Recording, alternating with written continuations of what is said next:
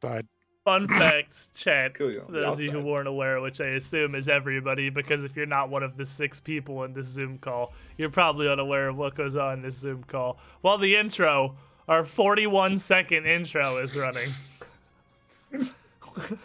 We can all still talk to each other, and it fucking devolved into an argument over the course of the 41 seconds of our intro playing. We're fired up today, lads! We're gonna get in there, and I'm...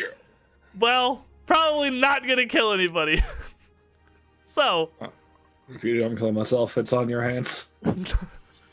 Don't see that as a double win. You can't all be responsible for your own decisions. We've been over this. Come on. Just once. It's over. The past few days, the Circus of Wayward Wonders has been through some phenomenally turbulent times. From the moment we lifted the curtain at our opening night and strode boldly forth Selwyn onto the stage for the first performance of the show, to now, where Lizard Man and Zerg, horribly deformed and barely conscious from drunkenness, grapple with the concept of just cutting through half of their body to combat the demonic deformations they've gotten, fighting back against the soldiers of the abyssal depths. We've done a lot of shit in like a week. And it's starting to become apparent, especially after our last foray out into Aberton, when we headed to the House of Golden Laws, the church in the center of town, and found demons at its center, wearing the cloaks and garb of the Gosrin druids. That, you know, there may be a larger problem here than just Ariad. There may be a larger problem than just one halfling trying to sabotage the circus. The first druid that you'd faced off with at the circus grounds immediately after your show, after finding your ringmaster killed, starting all of this. It's very possible there's a bigger problem. And with the news that Aberton's mayor, David Holden, has not returned from his trip to the nearby druid hermitage, well, I think we know where we need to look. So when we left off last week, I believe Zerg is unconscious in a field somewhere. Everybody else having managed to stagger back to the circus grounds before any real harm was done. Aribus very, very clouded. Wet. Very drunk. That's a wet. Also wet, having been dumped in the river a couple of times to try and bring her back to some degree of sentience. And Lizard Man, I think, also unconscious, just on the circus grounds. Selwyn and Ara having had to just kind of deal with this. Put out the fires as they happen, I suppose. And we start today's show there, back at the circus grounds, with everyone, well, not terribly injured. Lizard Man, still a bit injured from the battle at the church. And mostly just wasted. And still very, very deformed. At some point, surely, through glimpses of consciousness, Zerg, I imagine, would manage to stumble back to the circus grounds with the rest of you, unless he has other ideas. I believe Zerg was put to bed by Selwyn. I think, yeah, I did actually. Yeah. Oh, did we actually get Zerg back? Yeah. Yeah, because he said he no one treats Zerg nicely. Oh, he's been so nice to me. Oh, right. Zerg had come back. You left the lizard. The not feeling so lizard, good with that bad. lizard was the one that was abandoned unconscious in a field. I had it backwards. Yes. Zerg was the one that had made it back. So, Lizard Man, eventually, I imagine, through glimpses of consciousness, unless he has other plans, would slowly stumble back to the campgrounds. Yeah, or, I mean, as close as I can get before, like, just sleeping. it is like noon right now. Like the sun is at its peak. You've only been up for 4 or 5 hours. I Yeah, mean, we're going back to sleep, bro. maybe by the Yeah. power of a drunken stupor, you can just pass out here for the rest of the day and the night. I don't know. I'm not a lizard man expert. Don't say that you probably couldn't do that in real life. My heart. The totally accurate shots. Wait, let me look behind you. Do I see a dagger in your back? I don't know, but I can feel it. The phantom pain. So it is noon right now. What all is the plan for the remainder of the day? I know that obviously Lizard desperately wants to address these hideous growths he's been inflicted with, these swollen lumps of knotted flesh all across his shoulder. But he may be too drunk to really follow up on that now. Selwyn, you seem to be a mom is the word I'm going to choose to use. Team mom. Yeah, I'm definitely team mom. I don't What know are- how we got here. but- What are our plans for the day? Well, I'm gonna go back to my wagon and start writing my documentary. What's the play? Documentary. I thought it was a play. Well, it was a play last time, but now I've moved on. He's moved on. Did the play get finished? Sort of. It's a yes or no question. How is there a sort of? Some of it. Well, The important bits.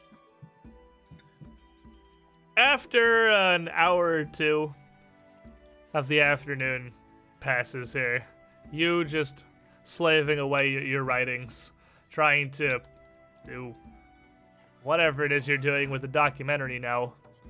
You would hear as the token next to the token I want. That is the token on the Yeah. other side of the token that I want. That's the token that I want. You Oh, okay. would hear, I was very confused at Mayor Holden game. yeah, like, oh, everything's fine. A knock on the door to your wagon, followed by the croaky voice of the professor. Selwyn, Yes? do you have a moment? Oh, I've got nothing but. Why do you need one? And I'll open the door inside. And the professor would just be standing there. Your wagon's not particularly large. It's probably not great to step into, but standing right outside, hands kind of folded in front of him. So, I've put some thought forward to this, as you seemed. He'd turn his gaze over towards Zerg, just passed out, tucked in so nicely in his wagon further down the campsite. Well, otherwise occupied as far as I could tell. I've put some thought into how we should go forward, so to speak. I had largely been waiting for you and the rest of the top performers from the show to head into town and try to drum up some hype for our show next Oh, week. that's what I was meant to be doing. Well, I thought that was, of course, the best way to capitalize, seeing as you and your friends are the ones that had garnered all the interest in town. Well, with the Right, yeah, menagerie you're absolutely coming through. right. I was But- very busy. Oh, sorry, go on. Don't want to interrupt. Go on. Give it to me. I've, well, had a bit of a change of thought here. We don't just need people back. Small towns like this are held together by their leadership, and Mayor Holden seems very widely liked. You were really the only ones who could handle. Well, I don't right know what's going on, but if anyone can bring the mayor back at this point, it seems it's you and your friends. I'm going to take the sideshow and Tulip into town, and we'll see what we can do to promote this upcoming show on Wheel Day. We need the mayor back, Selwyn. Okay. If it wasn't for his influence, our opening night wouldn't have had nearly the popularity we enjoyed, and I'm worried the same may be true of our next performance, though we do have some goodwill and standards set within the town now. Certainly, the longer he's missing, the worse our situation appears it will be. So you want me to take the hungover people today? Well, not necessarily today. The point of this was more that we can handle promotion for this upcoming show as long as you can make sure the town of Aberton is in order. Well, I mean, I think it's just the mayor missing, right? Well, it is the mayor missing, and He he's just also the shrugs. last event. As far as we can tell. But with everything you've told us so far of what's been going on in town, really, who even knows anymore? Yeah, I'm still not sure where the demons fit in. That's, well, possibly the most concerning bit of it all. Or how they relate to the druids or what may be happening up at the Hermitage. But I really have to say, well, and he just kind of gestures vaguely north. Several other countries' histories are anything to go by. A demonic incursion sounds bad for business. Oh yeah, I hear the Whirlwind did terrible things for the economy. Never really recovered. Though, fortunately, the smithing industry has somewhat come back up as the demand for Paladin's plate has increased, but the economics of the Whirlwind are neither here nor there. The point is, demons have a habit of wantonly murdering, well, peasants, and Aberton seems to really be nothing but. And truth be told, we're not much different, really. Excuse you. I went to the finest college. Selwyn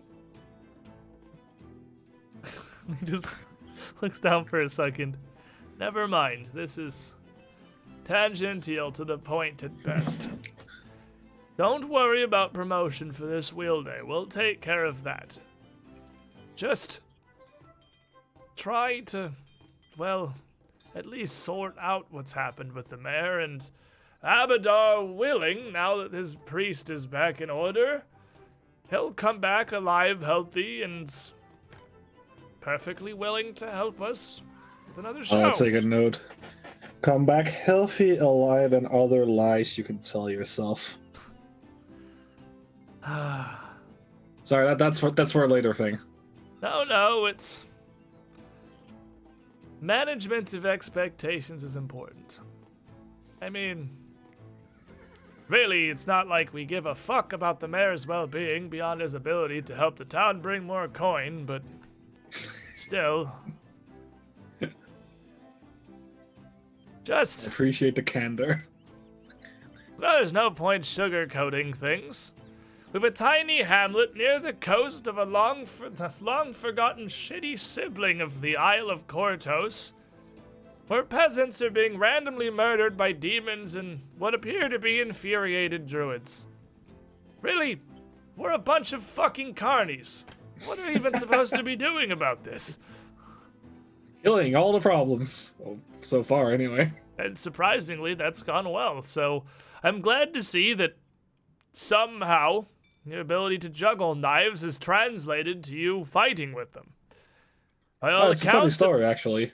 doesn't make a lot of sense, but, well, again, here we are. Yeah, well, yeah, well, time to infuriate a whole sect of druids, right? Well, hopefully not. I'd still like to believe there's a rational explanation for this, but as there almost certainly isn't, yeah, probably the thing that you said. Exciting. I'm so happy. Selwyn, truth be told, and he looks over towards Zerg's wagon again, there's, well, he just sort of looks the other way around the rest of the campground. There's a reason that I'm trusting you to take up the reins for this whole operation, a whole circus of wayward wonders, really.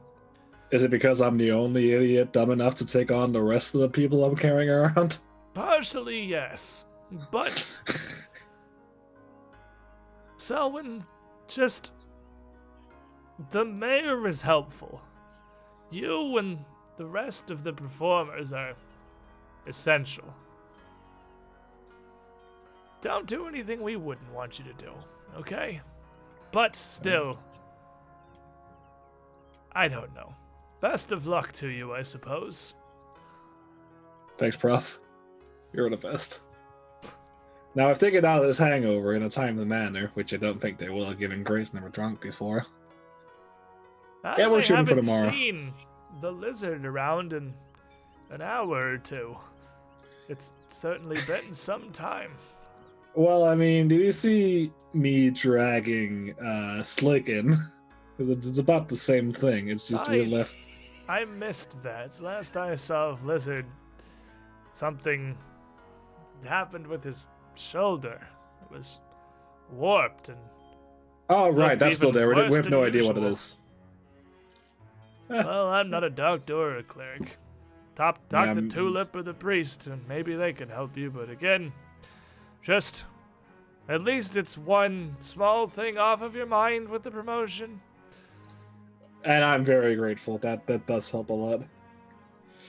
Hopefully, We'll can get the back mayor back to soon. it then. I have a lot to organize and work out a schedule for rotations in town and how best to do this. Don't want to oversaturate our audience, after all. I'll let you get back to it then. Thank you, And, Professor. Nods, and with a brief wave heads back off into the campground, towards, kind of around your wagon, towards the sideshow's wagon behind it. And really, I'll leave the specifics of your assorted hangovers to the three of you, Aravis, Lizardman, Zerg. Is this something, we think we're gonna overcome in a timely fashion? Yeah, of course. I don't know. Maybe.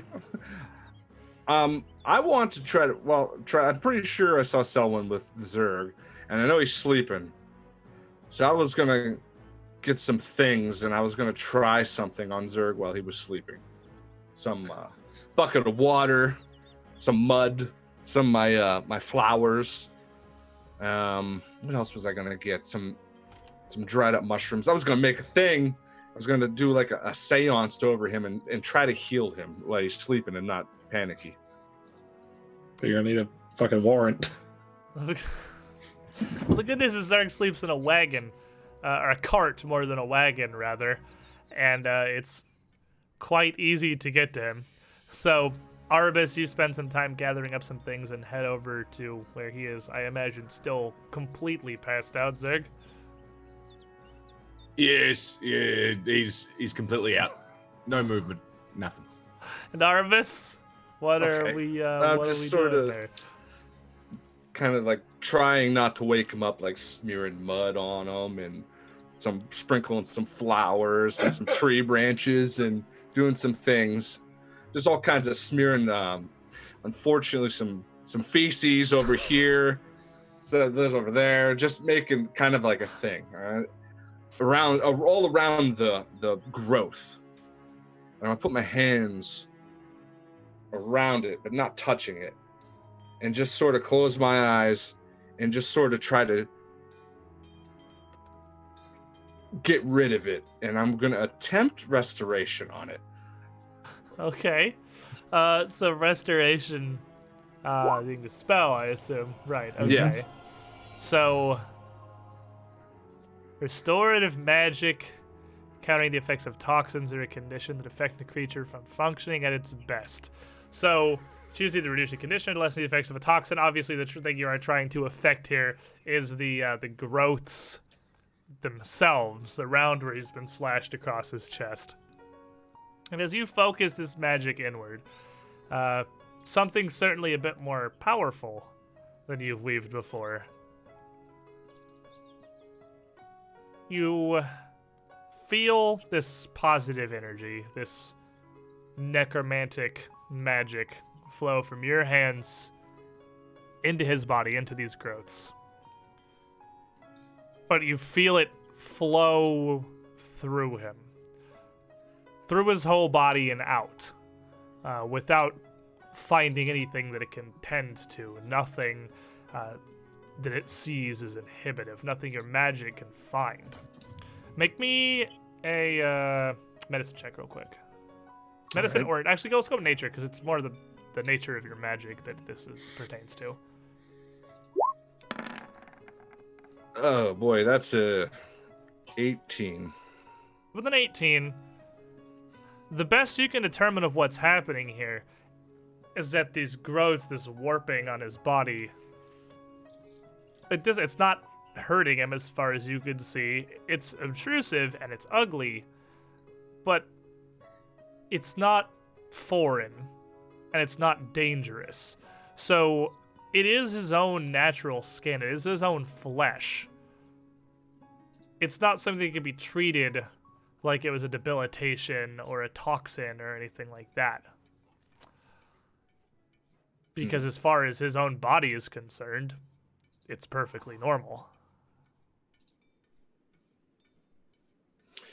After I feel it not working, just kind of look at my hands and just a subtle little glimpse to the sky, disappointed, and then I'll just walk away. But with that, a couple hours pass, and the noon heads on into early evening. Let's say around like 5 p.m. By this point, Lizard Man has long since made his way back to the camp. And would you have headed back to the wagon as well, or you just also kind of plopped on or next to Zerg? Or I would just crawl my way into my bed and just lay there. and your little thing next to him. You would notice as you approach your wagon, it smells oddly of shit. And also I can't notice, smell anything. I have mostly that like really acidic like throw up taste, so I could smell like anything and not notice. Fair enough. You don't even notice that someone has literally smeared fecal matter all over Zerg next to you and just lay down and pass out as well. But at least the drunkenness, the complete obliteration of your senses is certainly starting to fade away. Arabis at this point, with Selwyn having somewhat aggressively helped you, I would imagine you are starting to feel a lot better now. It's been like 5 hours or so. You still feel a bit woozy, a bit hungover, and Zerg even maybe awakening.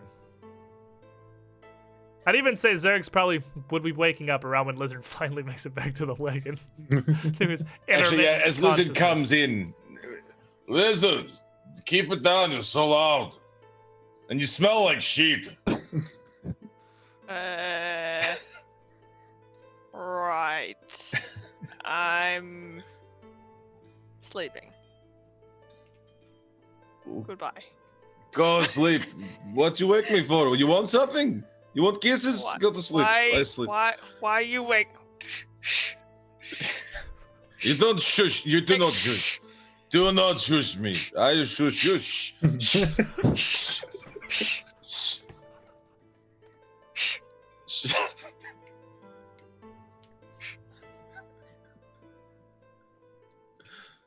I go back to sleep now. Fuck you, Lizard. Well, it doesn't seem like we're accomplishing anything today. So, Pack it up, boys. the rest of that evening would really pass without any further chance of anything useful happening, unfortunately. Lizard's well-intentioned but misguided attempts to treat the growths don't appear to have done very well. And honestly, you two and even Arabis may barely even note the rest of the passing day before it's Star Day morning already. And you're wondering where the time went, why the sunrise is so fucking bright, and why your head still hurts so much. So everyone, go ahead and set yourselves up to full, because you would have had plenty of time. And I want to make a note that I spent the rest of the day, the prior day, trying to identify these 2 magic items I've had on my person. Oh, okay. Dinging off me. Yep. So which?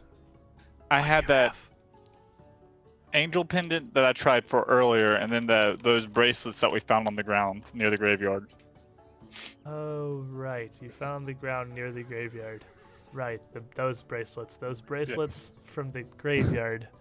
The graveyard bracelets. Oh, yeah. The Do you remember? Yep. Okay, got it. All right. Yep. All right. So Furious is scrolling for the PDF. furious PDF scrolling. Right, the bracelets. Okay, Let's not so forget this you. time. I assume you're using nature to identify both of these. So what is your modifier, good sir? 7. 7. Yes. 7. Yes. So the pendant, as you look it over, you manage to draw out the necromantic energy inside, and you can tell that this is an item with healing properties, though not particularly powerful ones. It doesn't possess the ability to heal directly. It doesn't have like a spell or a soothe inside of it. However, what it can do is guide the wielder's hand, enhancing or at least protecting and ensuring their abilities to perform. So this is an armor talisman that if you have it affixed to your armor and you make a medicine check to administer first aid. So it's not treat wounds, it's not to heal. Administer first aid is to help treat a poison or somebody who is dying. It does not require you to be trained. Administer first aid is something anybody can do. And it stays your hand, guides you in the event you make a terrible mistake. Neat. The second item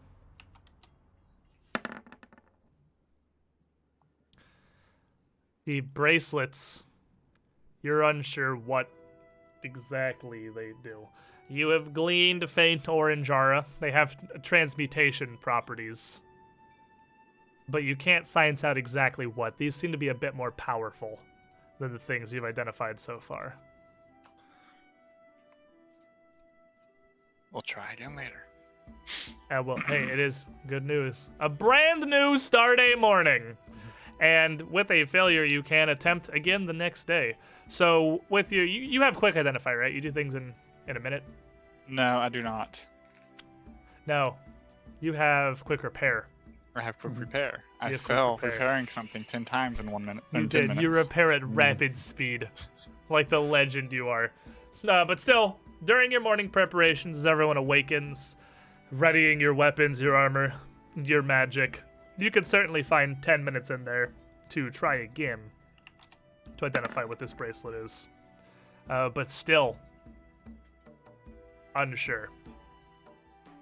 So as the group of you come together fairly early in the morning to figure out exactly what it is you're going to do, Selwyn wrangles a small plant and 3 incredibly hungover circus performers.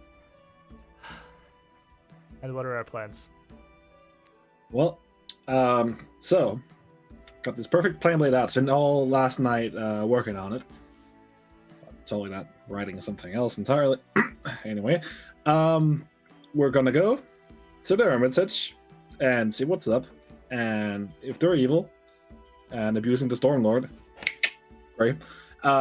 We'll kill them all. Right? Perfect plan. Yeah. I cannot argue. If they have lost their way, then swift justice is inevitable. But we should make sure first. All right. So when they start shooting lightning spells at us, that's when we know. Right. Maybe we should talk to them. That doesn't seem right. Wow. Zig, you're a genius. Oh my gosh. I know. Wait, what? Okay, so if you smell bad enough, people won't notice all the terrible growths. Great idea. I'm gonna go get some. Where did you get? I don't think. Whatever that Speaking is. of, why do you two smell so bad? It's just Zig. Oh, It's it's just definitely you. It's definitely you both. Oh, I well, woke that's just up like Norman. this. Oh, you didn't. That's not the plan. The plan isn't that like if you smell really bad, people won't see. It is the plan now. Maybe at work. I don't know. My head hurts. If you smell bad enough, people won't see. What? People don't see me anyway. I'm like a shadow in the night. That's made So- sadly not work true. on druids. As everyone gathers together here, and as you are kind of distracted by the smell of the literal shit that Zerg slept in, you would notice that Lizard and Zerg look dramatically better. Whatever these growths were, they have receded almost entirely. It's still noticeable where they were. You can still, like, it's still, you can visible, but it's not nearly as offensive as it was. They're much smaller, almost like more normal boils and knots than this hideous mutation. Overnight, the problem's almost wholly disappeared. It's from the bad smell. Okay, I'm gonna have to go get. Okay, Arbus, where's your wolf thing? Where does it normally poop? No, we're not. Actually, I can just go. No, don't worry about it. No, I wait, can no, find no, it. no, no, no, no, no, no, no. It's okay, someone, don't worry about it. I got it. Yeah, I'm worried about the way you're getting it. Where I'm getting it? Do you? Like, No, I is it want you flavor both that's to. better? No, I want you both to be dunked in the river first, and then we go to the Hermitage, and then you can smear yourself with shit. But the This is- stuff we is have going to, away. We have to save the mayor, I'm pretty sure. Wait, well, the mayor comes before your weird little growths. See, they're already going away. It's fine. It's probably just time. Time heals all wounds, right? High five, Zig. Good job. We did a great job getting rid of these growths. Man, Yes, that's- it's purely from strength alone I remove this. Force of will. Yes. Yeah, man. God, we're really the best, yeah. Damn, we're strong, aren't we? We're It's so good. We're so good at things. Sometimes. Yes, great, give you me just gotta head accept bump your for losses. a. Congratulations. Ka-chunk! Yes. Ow. Yeah. Yeah, I've got a harder head than you. You're a lizard. What do you expect? Anyway, should we depart for? Well, can you dunk in the river real quick? Just wash the filth off. Yes. If they do happen to be friendly, I don't want us They go going like shit down to the unless river that's what and they're start. into. Begrudgingly I mean, that- wiping himself off. I think this worked, but they could. Whatever. It's. Yeah, So we we're can try still- later. Still late Callistril, and it's fairly early morning, so it's not. But fortunately, it's not like freezing. You're not gonna die in this stream or anything. It's like 60s.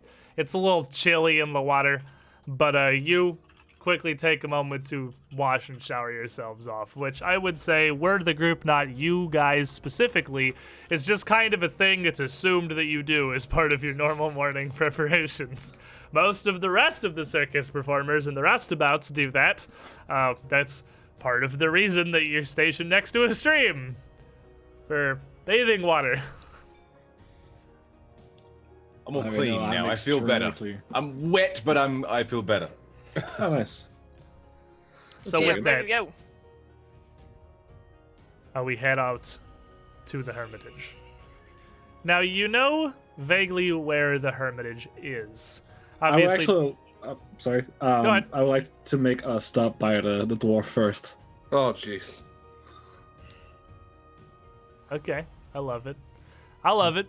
So, Of course you do. before you head off into the distance, where you're going to be going actually the complete opposite direction, because you are going to be going. Oh no, it is actually out a bit west. It's the same way. You're passing by there on the way out anyway.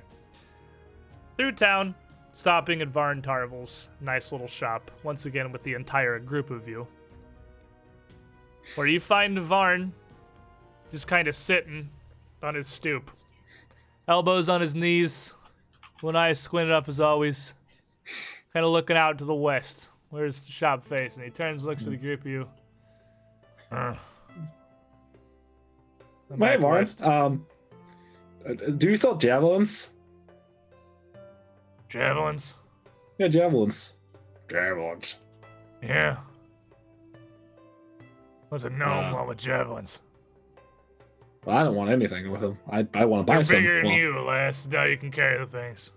I don't want to. And he looks down at you and just kind of looks up past you to Arbus. You know them druids, right? Them Guzzer folk. I am a druid, yes. You not live up at the Hermitage. No, I do not. They're not my tribe. Huh. I ain't got much for supplies. Well, coin, rather. Just need some Druids are some of my javelins, best dude. customers. They're my only real recurring customers. Kind of a general store. I don't know if you noticed, most people here kind of do their own shit. What shit do they do in your store? That seems Selwyn, that's not polite, right? No, it's not. It's really so racist. He just kind of looks up at the group of you. Almost confused, but you know. Well, We're used to this point. it's Star Day, right? I lost Uh, track of the time. yeah, quarantine will do bad things to you. Anyway, you sell javelins, right? Can I buy free? Yeah. Go grab a couple yourself and maybe the coin here. I gotta wait. All right. Star Days and the Druids usually come down to buy their supplies. It's more than half the income I make in a given week. They're late. What do they buy from you? Food mostly. Some writing materials, parchment, quills. All right. How much do I pay you for these javelins? Depends how many javelins do you want. I want free. 3 javelins, that's gonna be 3 silver. All right. In that case, I hand him 4 silver and take 4. He's got probably like realistically a bucket of these things because they're pretty decent hunting equipment for someone who's too stupid to shoot a bow properly, which is probably most of Aberton. How much for a quiver to have them in? Like a quiver-ish thing, something to carry in. Yeah, I got the 4 of them. I'll toss one in, I guess. Sweet. Only got 2 of them in there. It's been, what, a year since I sold them. I haven't had to get any. Haven't seen that leatherworking sort come in from Escadar recently either. Life's been weird. No one seems like they're on schedule anymore. Yeah. It Looks happens. back over to a Zergan lizard. It is Star Day, right? I'm not. You're asking wrong orc. I defer to little one for this. I do. Yeah. I. She knows most of the things in this group. Which is terrible, honestly. You guys answer to the gnome. Sure. Answer to not correct. Gnome is more like secretary. Keeps books. Well, that's an even worse decision. You don't even know I'm in charge of your coin. The hell's wrong with you? I'll roll a coin in my hand if I had a pretty tough one at that. It's simple. Get your pointy sticks and they don't get do going. much. Beat Street. I gotta wait for the druids. How do they? Are they friendly with you? How do they act? I'm just curious. I have not. It's been a long time since what? Great, nobody's friendly with Lauren. Oh, well, no. Have you that's met not the very druids? nice. Yeah, I mean, I don't think the druids got the potential to be anything but polite. It's part of their religion or whatever. Well, it's 2 of them come down here every Star Day, grabbing a cart, buy an armful of food. It's the only time of the week I can sell any of it. Everyone in the town either makes their own or buys them the damn Hoftons because they got a mill. Fancy shit stains. Well, look what we got. But, Fucking Millers. fucking Millers, man. First thing you've said, I feel like I can agree with, not have to question myself at night. Maybe you do, given you agree with me. Maybe I do. Maybe you do. Hey, whatchamacallit? They got, underground kind of gnome sorts. We're little spiky-haired bastards. Not actually Right, gnomes, but yeah, look yeah, like those them. assholes. Yeah, you agree. Fuck those Yeah. guys. No, I'm not one of them. I'm not a Smarful. You're a weird little gnome. Even the name makes me puke. Get out of here. Go wait for the druids. we Take care. thank you for your pointy sticks today. Yeah, you're going. Their business is more important than yours. Hi, friend. I like you. I like you a lot. You're a good man. This looks of you. Looks There's back an out elephant to the west. question. Have a good day. So, the group of you head out on the road with some javelins that are probably about as long as, if not longer than Selwyn is tall, wrapped in a pretty simple little leather long pouch, kind of like a quiver, but much longer and looser, as it doesn't need to hold them hard to stop them from shattering. Javelins are thick enough not to have to really be a problem. And you make your way out west. I'll hand them to Cirque. Here you go. If something's too far away, toss one of those. You want me carry this? I want you to use it. Oh, but I don't need. Hands. I know, but you can use those hands to grab a javelin, like. I'm not so good at throwing things that is not lizard. Right. I take, but it's more like toothpick than weapon. But That's fine. I'm just saying. This is like a 3.5 foot pole. It doesn't matter to him.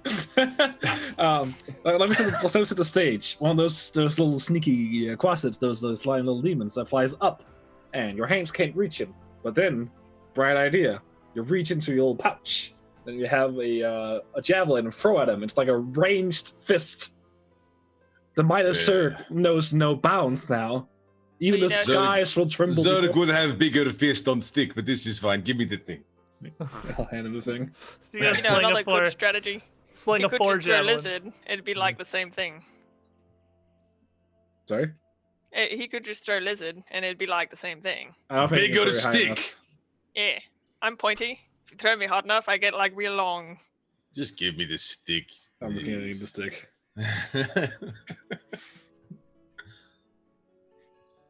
So Who else begins. gets stick? Just stick for the Zerg. I'm the only one who needs stick. You get stick. Well, so I have magic. She has magic. He has magic. I've got a Zerg claw is on a magic. rope. The last Philistine has like a claw and a rope. What you trying to say about Zerg? He's not magic. Very Well, magical. Zerg is very magical. You are very Thank magical. You just can't cast magic. You lost me. Well, I mean, and I'll shoot some lightning out of my hands like this. Whatever. Let's go. Stupid stick. You don't have to be such a stinking about it. Zerg can do magic. I He feel that's turns offensive. into a giant monkey and punches things. That's very Yes. magical. That's not Monkey magic. That's magic. unholy. That, Monkey magic. It sounds like good. Monkey some magic, good show to go yes. see. I'd go see monkey magic. So as the group of you- I would love to see it more often. As the group of you walk and talk on your way out, leaving Aberton behind you, you head west out of town. Now, Aberton is on the northeastern side of the Isle of Arran, and it's not terribly far from the coast in either of those directions, really. It's fairly close to the corner. A good amount of the town's food supply and everything actually comes from fishing the northern coastlines. And that is exactly where the Druid's Hermitage is located. It's quite a decent journey. You're going to be heading out there for 12 miles before you even reach the beginning of the path that leads down the coast, wrapping around to the Hermitage itself. So as you guys journey, what are we all doing? And this is a thing that I'm going to bring up exploration mode again and introduce that there is a default option to exploration. Most of the things that you would do while you're walking around, if you're trying to search or to raise your shield or scout or any of that, causes you to move at half speed.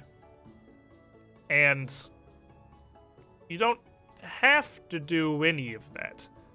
You can just walk. You can just travel, not taking any exploration actions, and move at full speed. By this point, level 3, there may be some feats that some of you have taken that allow you to perform activities and still move at full speed. Unsure. But if anyone wants to really keep a strong eye out or anything just on the road, it takes you twice as long to get places. So what do you Well, all... there shouldn't be anything dangerous on the road.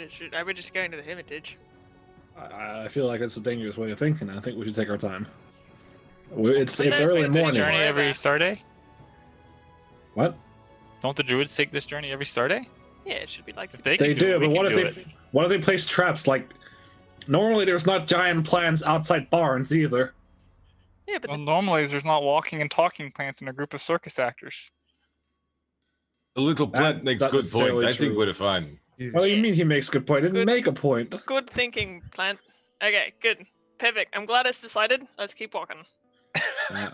So does If I anybody die, I'm coming have back to haunt you. does anybody have a land speed of lower than 25? No. Didn't think so. No.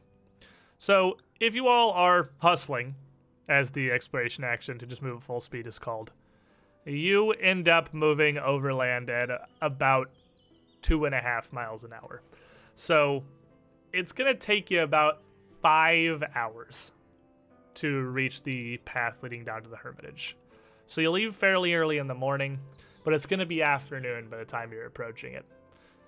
It's quite an intensive journey, really. It's going across, well, honestly, the Isle of Arran's not particularly large, a decent chunk of it, really. But as the morning passes, you stride down the road, which first leading further into the Isle is cobbled and well maintained, but later splits off into a much less worn path, a rougher dirt trail with 2 visible ruts where the druids bring their cart back and forth every week to get supplies from town, forking off towards the northern coast of the Isle. And as you travel, you see one of the very interesting landmarks of the Starstone Isles looming in the distance. And I have a question for everyone. Is anybody trained in either religion or society? I'm trading both. Well, do you want to roll me a check of your choice, really, because it's what you're going to know about this thing. All right. So I don't get to roll both? That sucks. You pick one, boy. Well, one's harder than the other, so I guess I'm going religion. It's 23. It's pretty solid. So with a 23 on religion, you would know a bit about the almost mythological origins of the Starstone Isles. And I bring this up because it's a really cool piece of Pathfinder lore, actually. Eridan, the god of humanity, the dead god Erodine, if you're around for War for the Crown, is the only of the major deities of Galarian's pantheon to have fallen. Far up north, in defense of the world with the world wound, the repercussions of his death are still felt to this day. But what matters right now is less that, and more the effects of his ascension. When Eridan, who was a man, became a god through the power of an artifact called the Starstone, he wanted to raise a citadel, an island of holy land around to house it. That is the Starstone Isles, upon which you now live. Eridan, as a god, as one of his first acts, literally lifted these rocks out of the ocean, from the floor, to become the Starstone Isles. Now, the problem was he lifted some rocks out of the ocean from the seafloor. There was nothing on it. There was no plant life. There was nothing alive. And so, Eridan constructed these 5 towers throughout the 2 Starstone Isles to spread life and to enact his will across them, to make them habitable, to make them lush with life and foliage, to make their earth soft and full of nutrients for the farmers to come and reap their harvests. He did this through 5 beacons called the Aeon Towers. It's just a really cool piece of the Pathfinder setting. Because since you are on the Starstone Isles, this far out from town, as the forests largely drop around you and you walk through fields, you would be able to see one of them. off in the distance. The structures themselves still exist to this day. Massive mud brick obelisks rising up against the skyline, abandoned for centuries, if not millennia, at this point. As a matter of fact, the current year, 4720, the calendar, I believe, Zinder, and correct me if I'm wrong, in Galarian is counted years from Erodin's death. So this is 4,720 years since he died, so longer than that since he brought these towers up and raised these islands up from the depths of the ocean floor. But you'd be able to see it off in the distance. And only Selwyn, really, would know what it means or what it was for. And thank you for succeeding on a roll. So I can, honestly, I probably give this to you pretty much regardless of what you roll, because it's just I think it's one of the cooler bits of Galarian history. Yeah, that's very cool. The whole concept of the Starstone Isles. And you would also know, because it kind of makes you think, back to the Starstone itself, housed in a massive citadel at the heart of Absalom, the city in the center of the world on the other main island. A deific stone of such power that it's said that anyone who so much as touches the thing ascends to godhood. Something that 3 people have done so far in the history of this world. Iomadai, who was one of the heralds of Erodin, and through her righteousness and the sheer beacon of her faith in him, after his death, went to the Starstone in pilgrimage and became a god herself. Norgorber, the opposite. Norgorber is not a good person, and honestly, very little is really known about what he did, other than that he is a god now, and he was some kind of an assassin in life, and is now the god of information and assassination. And your boy, Caden Kalian, the Thanks, accident god, who was really drunk in Absalom one day, and his buddy made a drunken bet with him. Bet you wouldn't go and try to touch the Starstone, a feat which, by the way, since there is a rock that turns you into a god, obviously hundreds of people have tried to do. And other than these 3, nobody returns. Nobody returns from the test. This kills everybody. But Caden Kalian was really drunk and said, you know what? Fuck it. Swaggered into the Citadel, came out a few hours later, and just said, fuck you, I'm a god, and yeeted to heaven. Actual Pathfinder lore. I love it. It's beautiful. Good old Caden. Good old Caden Kalian. But in the afternoon, just early in the afternoon, little as the sun begins its descent, you make your way to the cliffside. And a cliffside it is. The northern side of Absalom is not a gentle place. It is sheer rock faces, howling wind, and pounding waves washing against the rocks dozens of feet down below you. Now the path you're going to have to follow in order to reach the hermitage from this point onward is,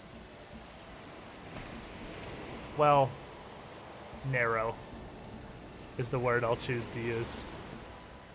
As you begin down the trail they pulled this cart on, almost immediately just becomes a ledge, slick with sea mist and the errant rains that blow through the area, with again a howling wind blowing across it, barely more than 5 feet wide. Well, if they can get the cart on it, shouldn't be too much of a problem. Yeah. Okay, we should be careful going forward. Does that mean you want to I'd slow like down some other than more hustle here? You don't. yeah.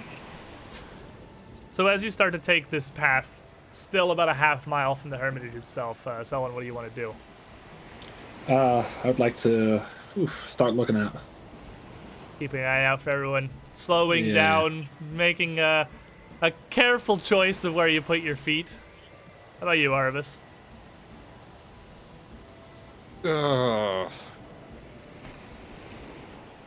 follow the expert. He seems to know what he's doing. I can just sort of try to mimic what he's doing.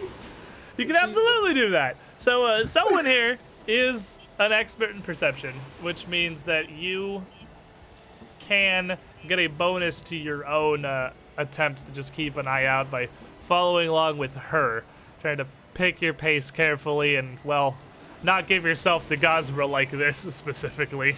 Yeah. Lizardman, as your group slows down, though you're less concerned. How are you proceeding here? I'm just gonna try and see far enough out ahead to scout. And, Because Zerg? I've got grippy feet. I don't have to worry about this. You got clawed slippery... feet. It's wet stone. You guys with Your shoes. claws kind of clack across this, but it would help. How about you, Zerg? Zerg is very good climber. It is not a problem at all.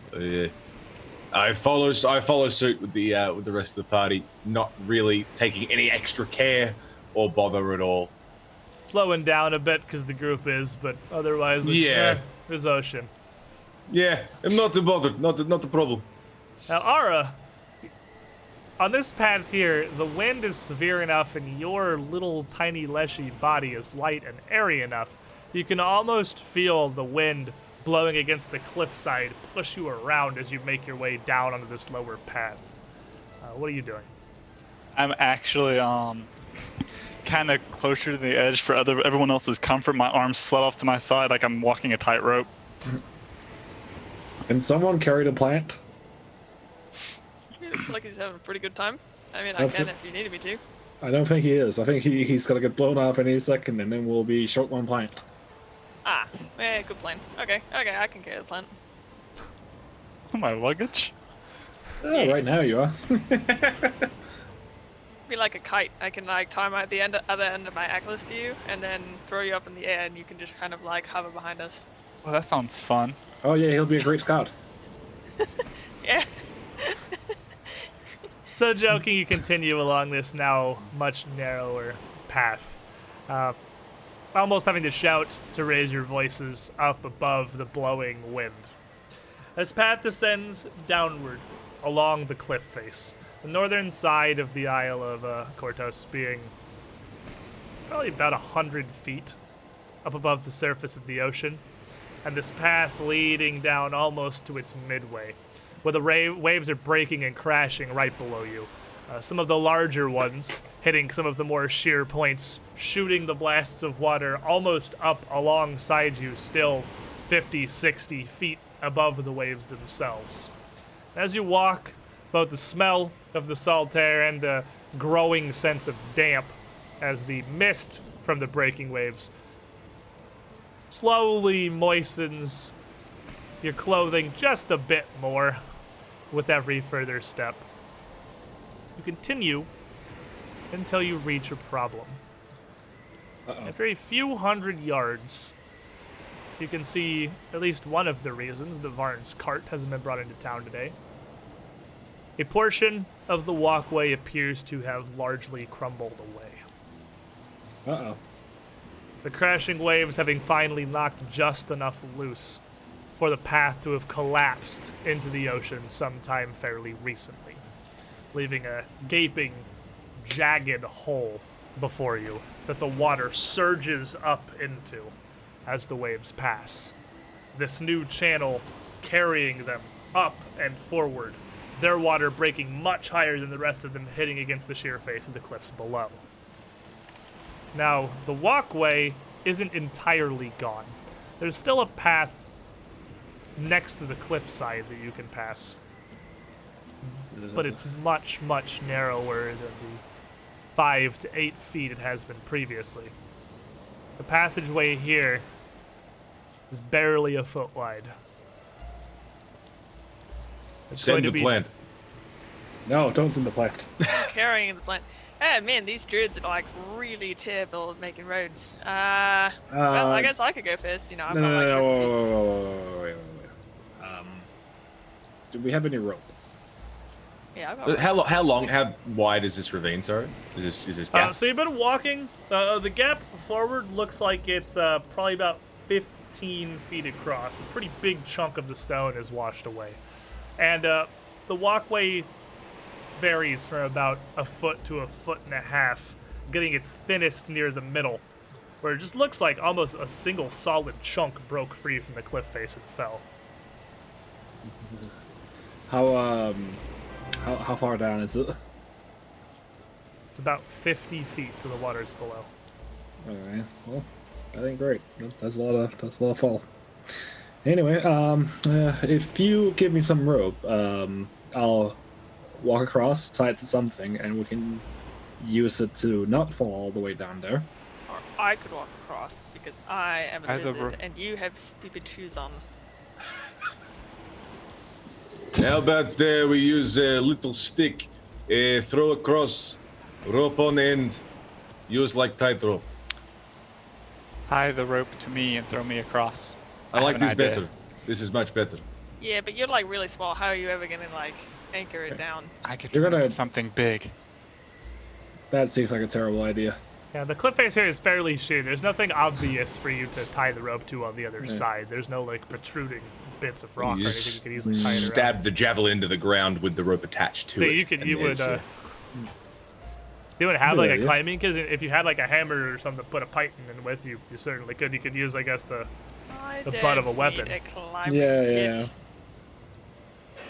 yeah. Okay, why don't I go across, and then I'll keep the I- rope, and you guys I hold the other think- one. And Zig will hold the other end of the rope, and if I fall, he'll just pull me back up. I think this it is should brilliant. Yeah. Okay. Good. Good plan. Selwyn, your Selwyn. plans are great as always. And I I'll roll start my walking. eyes. Yeah, whatever. Go on. I give up. What is your plan, So- Selwyn? What do you call me? Yes, Selwyn is. Excuse me? I'm the one being silly. I had to drag you through literal mud yesterday. I said Alright. Selwyn is Sally. No, Selwyn. Yes, I'm not it's silly. That's what I say. What is your plan? What you've got instead? All right, tie a rope around this lizard, and That then was my hold plan. on. You just said it was my plan. You said my plans are great as always. Now you're taking credit for my plan.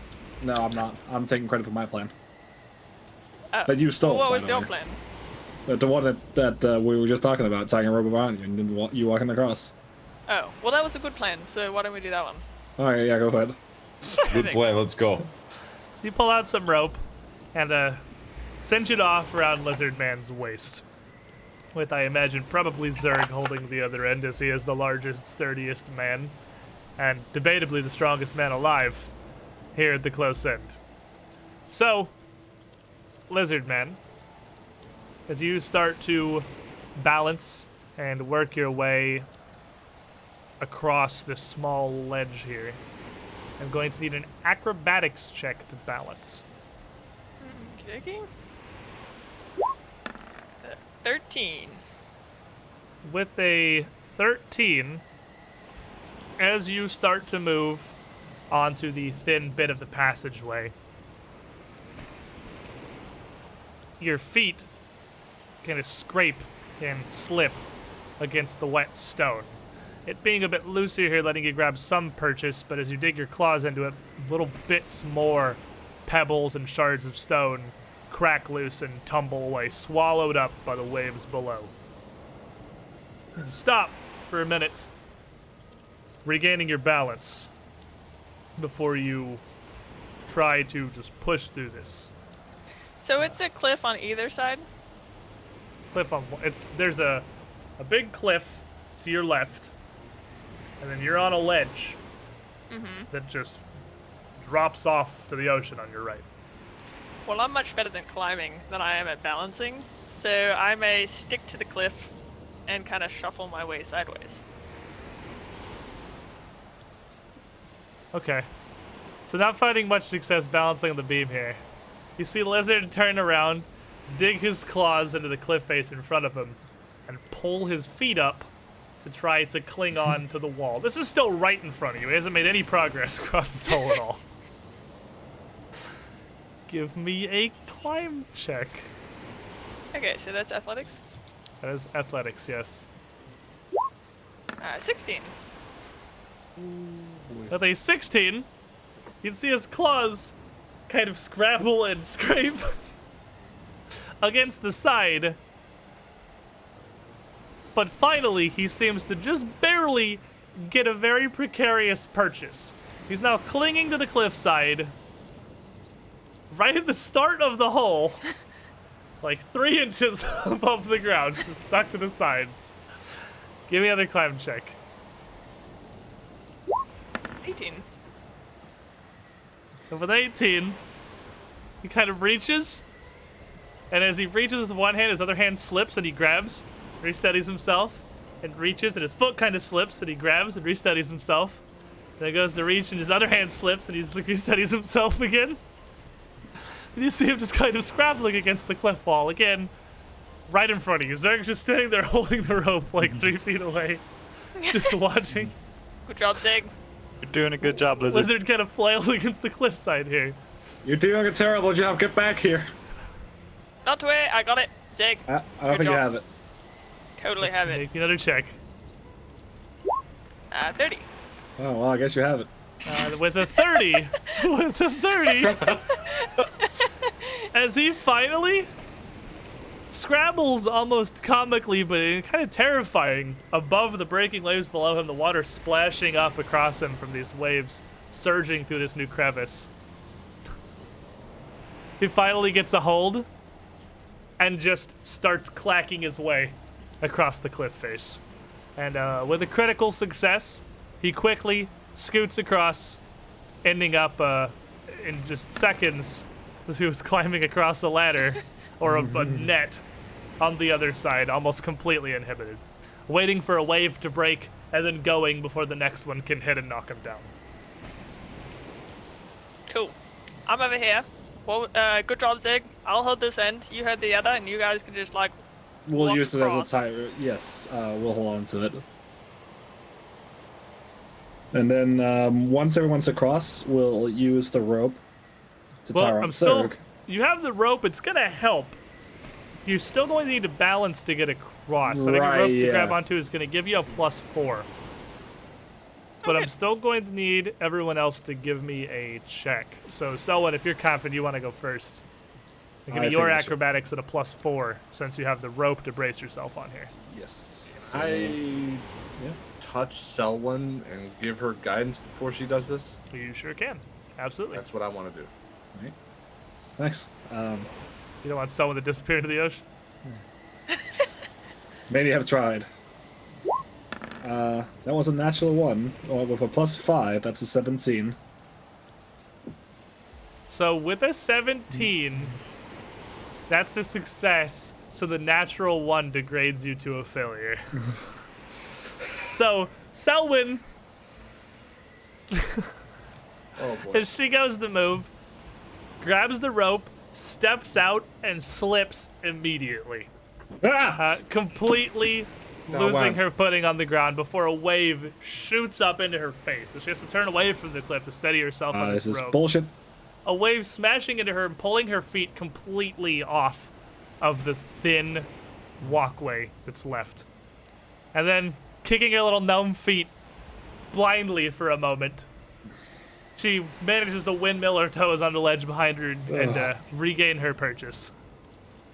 All right, I'll put on a pan, boys. And with the rope, with your acrobatics modifier, you actually can't critically fail because a natural 1 still does just fail for you. So you managed to work your way. I want to make another roll. See how well I do, though. I want to see how long this About takes the- me. I hope you roll. Salty Ron. That was a 14. And I'm still. So it's an 18. You do have the rope, so it's an 18. I'm It's not- an 18. You start to make your way across, but you aren't able to cross it fast enough before another one of these waves surges up and crashes Oh, for into you. fuck's sake! Make me a reflex save. That was a 20. And with a 20, as the wave hits you, fortunately you have a rope to brace on. You can see it coming. You're not also dealing with slipping at the same time. And hold on and kind of brace yourself as you see the water crash up through the crevice into you. Soaking wet, the howling wind now biting through your clothes. Make me one last acrobatics check. Jesus Christ. A 13. Wow. That's a 1, a 3, and a 2. But the good news is you got a real high 17, skill yeah. modifier. So you still make it rope. across to the other side. And a rope. And a rope. Rope MVP. Shout outs to the rope for this one. Shoutouts to the rope. Jesus. It was horrible. And Selwyn at the other side finally gets there. There's a reason someone doesn't do tightrope acts. Oh, yeah.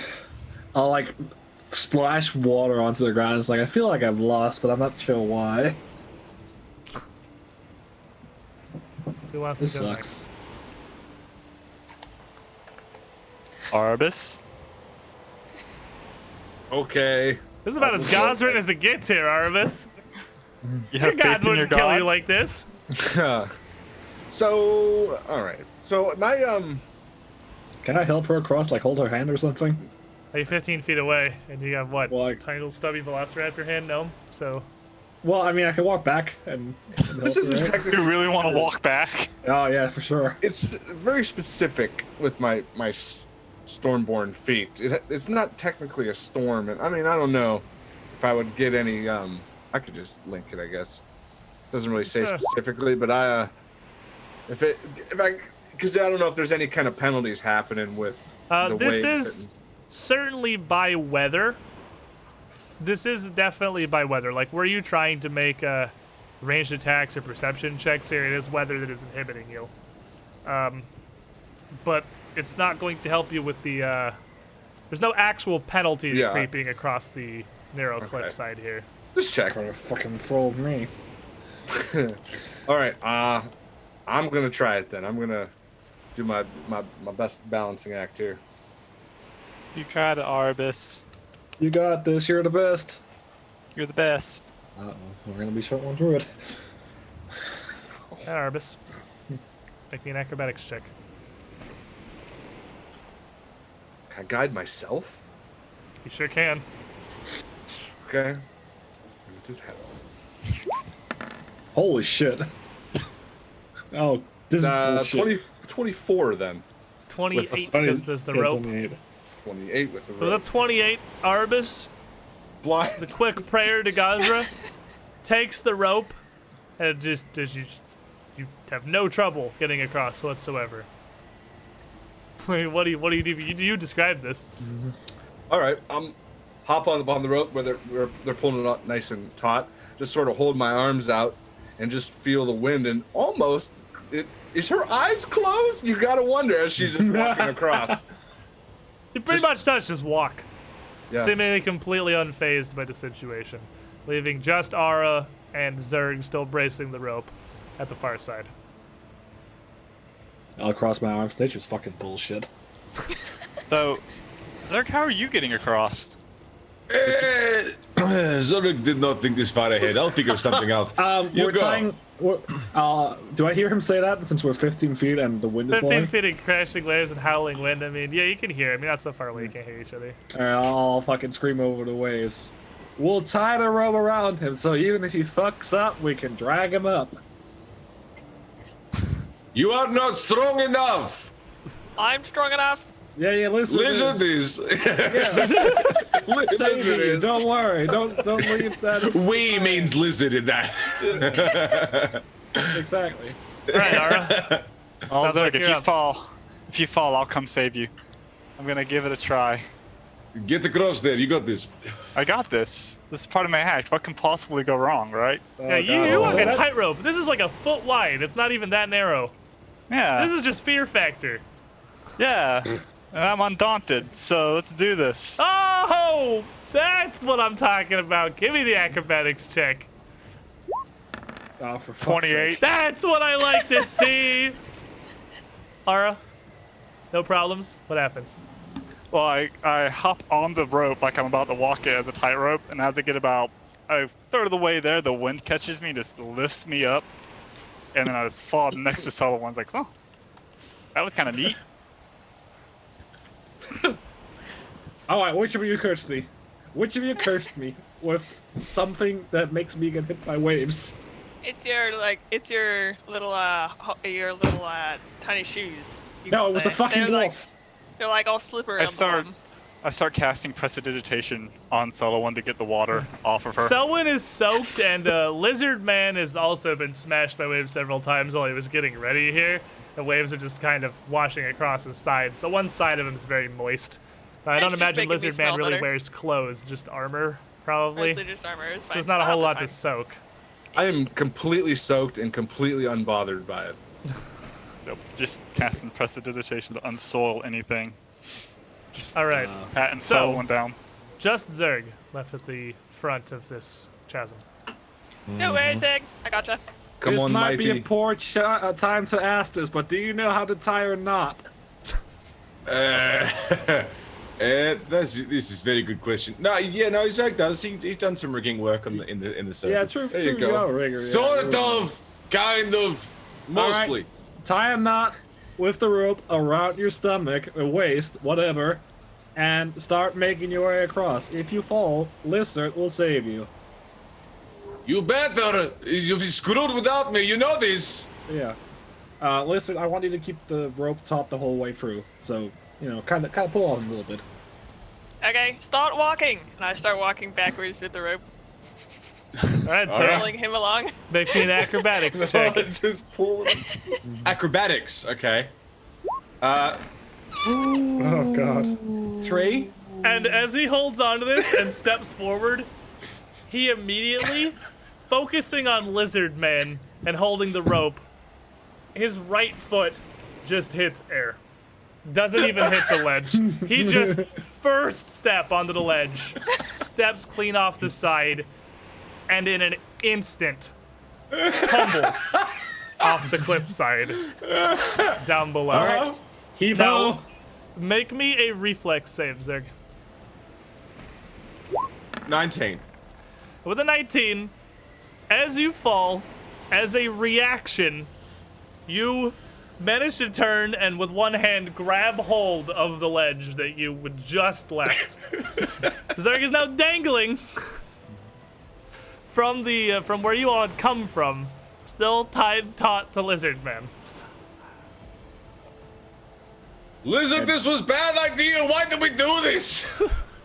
Not to worry. The rope is now tied around me too. You'll be fine. You're See, doing now- great, Zerg. I don't see this ending well. Alright, Zerg's gonna try and pull himself up and stand up back up on the cliff. All right. So pulls Lizard Man forward a little bit, but you slowly, as waves batter you, try to pull yourself back up. And as you just go to shift your weight and get one arm up, a wave shoots up the crevice, the water jetting underneath you, between you and the cliffside, to lift you out away into the air. Make me a fortitude save. 19. But Zerg is strongest man alive. Of course. You see him flop back a little bit as this wave picks him up, slapping back into the stone cliffside as he scrambles and gets back up. Now soaked and back where he This. started. Zerg has survived so many things. He can't die to just falling off of a cliff on the way to the adventure. That's why we're keeping him taut so he doesn't fall.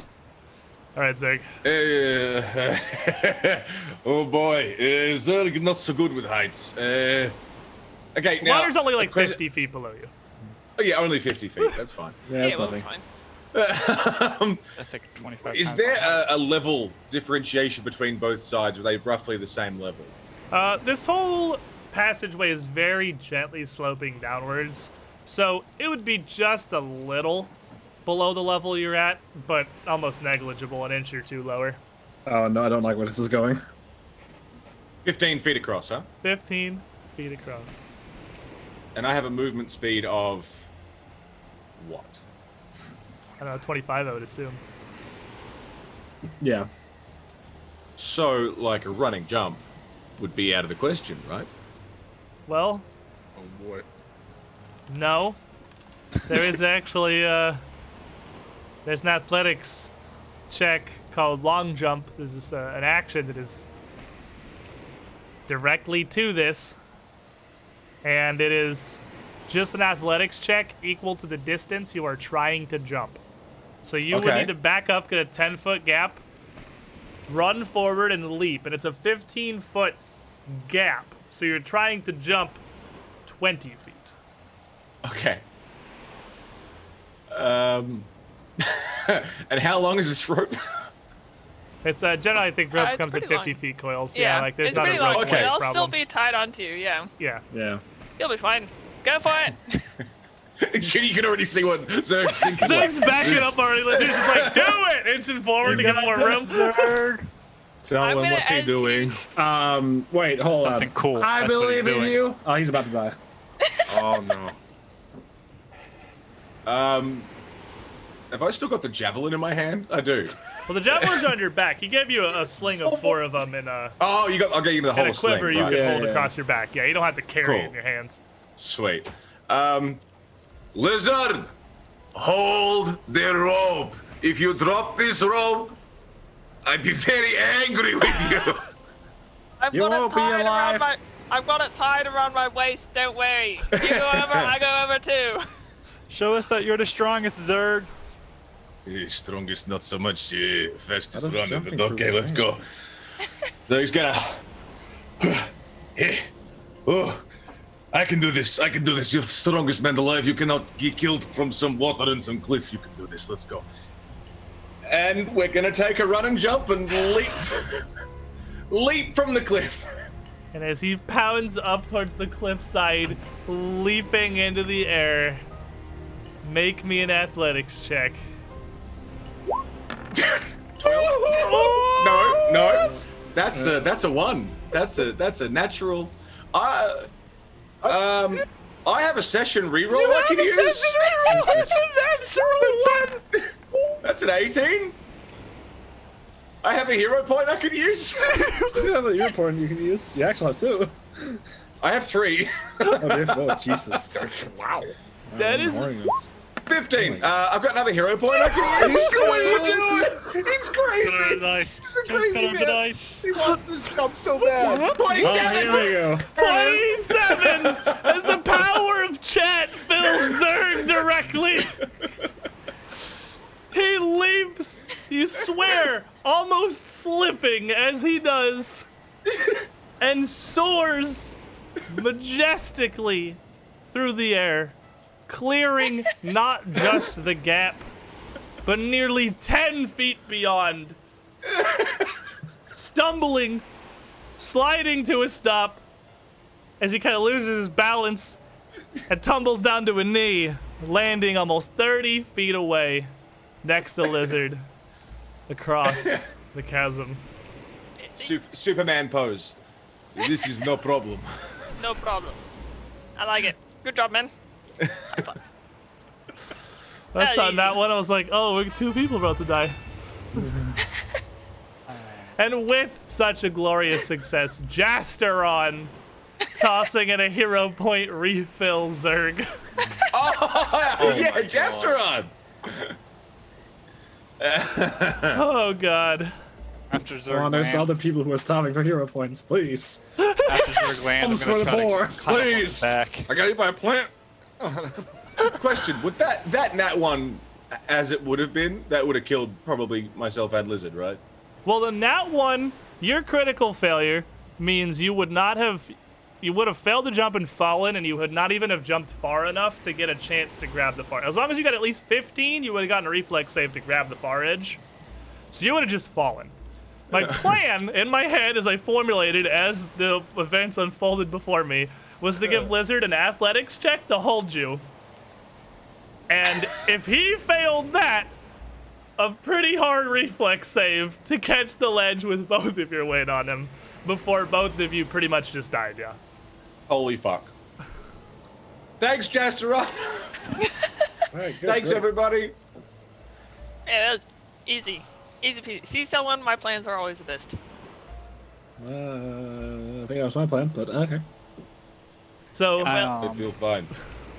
Yeah, good job, undoing man. the ropes around the pair of your waists and coiling it back up to put it back in your bag as you watch, or as you continue walking, you proceed the rest of the half mile or so down the way to the Hermitage. It's going to be about 2 in the afternoon by the time it finally comes into view.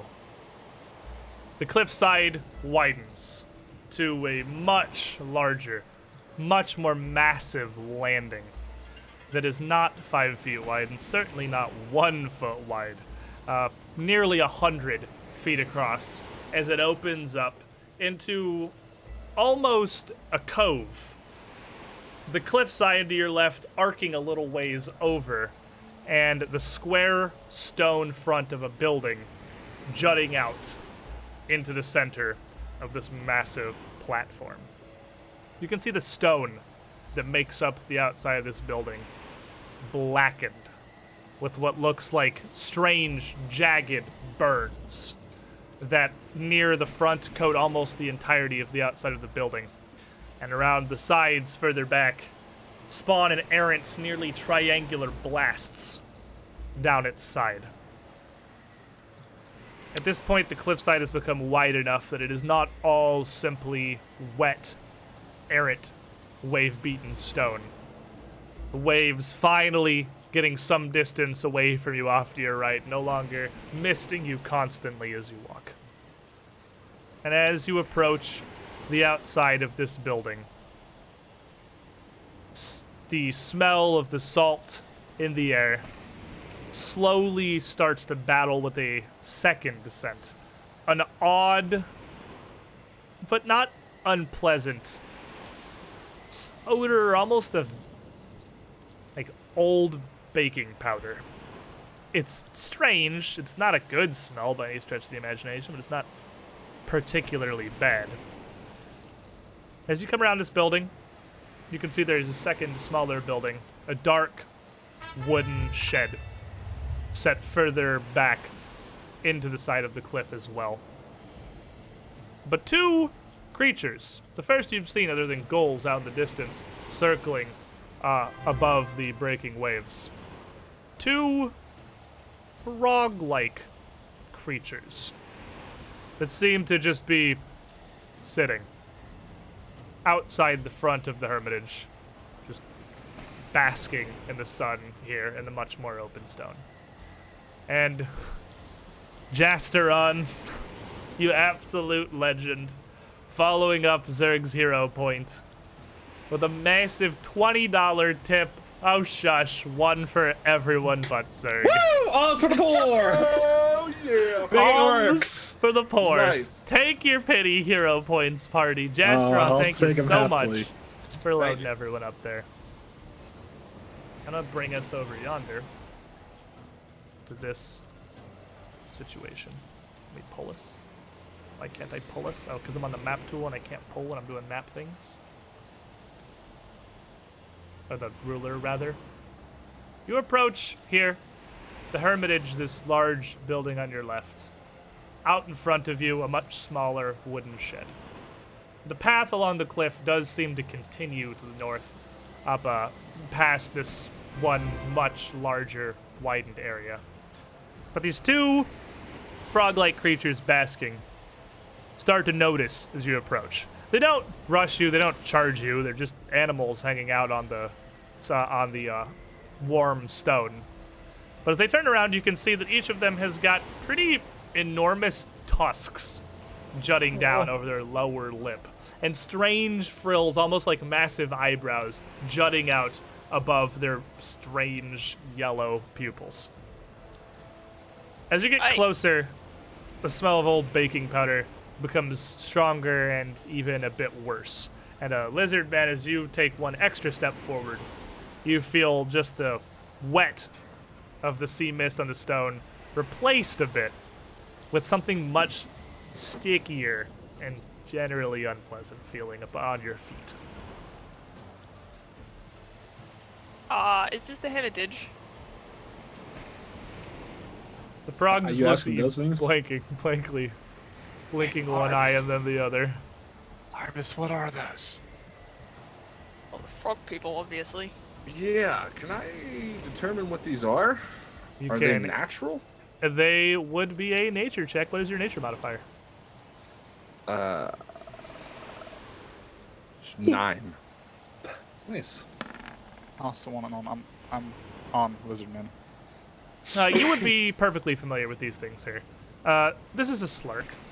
A slurk is a perfectly common animal, and It is largely exactly what it looks like. It is just a massive, oversized frog.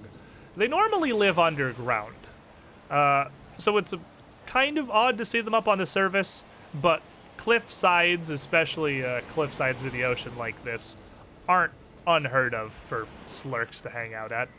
These creatures are very unpleasant because they constantly exude a sticky substance that they coat their lairs and their territory with. And as you see Lizard step forward, you just squelch. This is clawed foot digs into whatever it is. It only solidifies your certainty of what these are. They are, well, intelligent in the same way like a dog or a wolf is. They're an animal. They're not particularly, they're not sentient or anything. But have a surprising cunning to them. And typically, given their fairly large stature and massive tusks, are fairly territorial. The most interesting thing about them is they seem to be able to control their slimy exertions completely. Where normally they passively do this weird sticky slime, they can on command or when threatened, or even as a hunting tactic, do exactly the opposite and exude an incredibly slippery substance instead.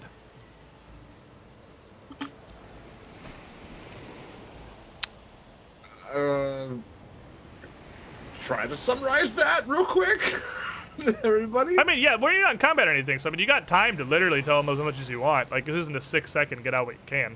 Yeah, I will go until they stop me, essentially, of how much things I know about these. Oh, so they're not just like frogmen. I don't think they're just like Rockman now. So can you like tell them that we're just like passing through and stuff? I was just gonna ask that question. If they're low intelligence and you said sentient, I don't know. Not sentient. They just are kind of Not smart for sentient. animals. So they couldn't understand me, essentially. Well, you could. They're animals. You're a druid. You could use wild empathy. You can't yeah. talk to them, but they're smart like a dog is smart. Miss Cubby. Yeah, Miss Cubby too. He's the best. What a good dog. He's such a good boy. I'm gonna walk up next to the lizard and then like look at them and hands at my sides, just trying to present myself as unthreatening, and just motion to the door and do the druids live here? Is this the hermitage? Well, yeah, let's just go with the druid thing. I don't want to get too involved. So, wild empathy, you can, like, on a basic level, communicate with animals and make requests of them. They don't. It's a frog, and it's no idea what a druid is. Like, it can't. It can't talk back I need to to you. dumb it down. All right. Yeah, like you. It's basically, your connection with nature lets you use diplomacy to ask things of animals, but I mean, like, they can't answer you. It's just like, hey, could you not attack us? Like, can you move? Like, things like that. Like, basic concepts. Because it's only frog smart. It ain't got a language or anything. Okay, I want to try that again. We are friendly. Can you not attack us? We have a meeting with inside. Make me your diplomacy check. Now, it would take you like a minute or so to make your case here, because you can't request quickly. You have to make an impression, basically. Let's see what I get. 25. So you step forward, and with a 19 on the die, the frogs look at you kind of blankly before just sort of paddling a little bit further back away. Give them a nice little bow, and then I'll start walking towards the door. It's Oh, okay. Ray. You're the best.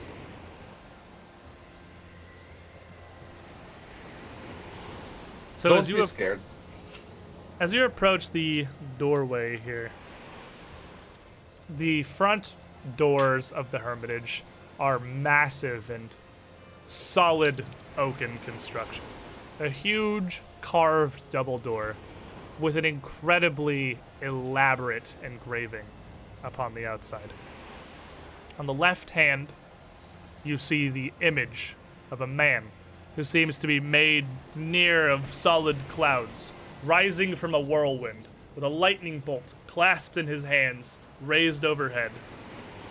While on the left, a woman sinking down, seashells adorning her hair, and seaweed wrapping around the bottom of the panel, swimming down from a whirlpool. The two figures almost swirling together, almost kind of like yin and yang. The artisanship astonishing here, and you would need absolutely no check whatsoever, Arbus, to be aware that this is the two forms of Gazra, the wind and the waves.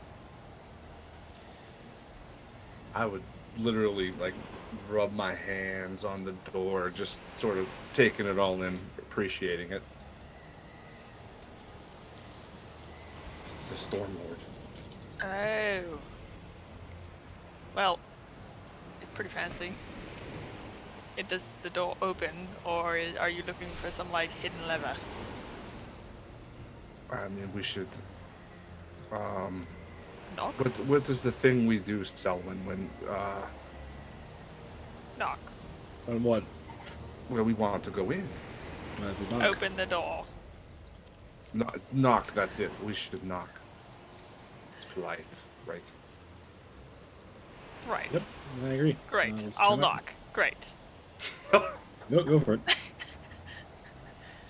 Knocking occurs. So as you knock upon the door here, you from inside, from appears to be a little far back from the door, you hear a voice yelling out something in the distance. And you hear a massive smack and silence. All right. We should open the door. Before- Sounds like the Celestial Menagerie is in there. One half of the door slowly creaks open, revealing a man dressed fairly simply with a leather armor around him and strapped to one arm a wooden shield with an iron frame. The image of a leaf with a dewdrop hanging from it, the same image as the clasp of the demon's brooch at the church, the holy symbol of Gazra, emblazoned across its middle. He just cracks the door open a little bit and leans his head, his face weathered, a white mustache blowing up across the sides of his face into his hair pulled back in a ponytail. Hi. I'm sorry, but we're not accepting visitors at the moment. Excuse me, sir. Have you seen Mayor Holden? Can't say I have, no. I've been down to Abberton in some weeks. Been concerned with our studies and operations here. I'm sorry, we're very busy. I'll have to ask you to come back another time. Well, you see, Pilgrims my are good. always welcome, but unfortunately, not right now. Well, we're here He with shuts the the What? Damn it! Can I try and put my arm in the door before he shuts it? Yeah, you could jam it as you as he goes to shut the door. You just stick your little claw fingers in there. And he goes to shut it, and it just hits you scaled hands. He looks down. Look, I understand you might believe your matters to be urgent, but I'm sorry, there's nothing we can do. You'll have to There's come stuff back we can later. do. Too bad. That road sucks. We're not coming back. It's true. I'm We sorry also need to for- find the mayor. Apparently he came Withdraw over your here. hand, lizard man. No. Sir, I pardon for my friends here. They don't understand our ways. I am also a druid. I understand. That's fantastic. Ask a friend to move his hand and there won't be trouble. We've much to attend to. I don't wish to start a fuss, please. What was the muffled voices before? Noises. And what was the smack? Prayers, perhaps. You see our location. That doesn't seem Our right. warship is quite involved. I know a backhand when I hear one. We just And, want to. We're looking for the mayor for the town. That's all we are here to do. With we that, don't mean he casts the door open.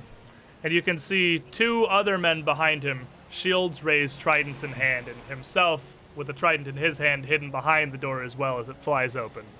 Mayor David Holden, bloodied and unconscious, back in the corner behind them. Well, we found him. And Yep, as the well. door opens, they are certainly meaning to attack. Wow. But before we roll our initiative and everything here, as we make it to the front door of the Hermitage of Blessed Lightning, I think it's a pretty solid place for us to take our midstream break here real quick. So, chats, things are wrong at the Hermitage indeed. And, well, as Selwyn may have predicted, looks like we're going to have to bitch slap some druids. So we'll be back in a couple of minutes to do exactly that. Stay tuned, everybody. A fight's a brewing. But that's cool. We'll figure it all out later. Welcome back, everybody. Take your seats and roll some initiative. Because these first 3 members in the doorway here clearly have some problems with us.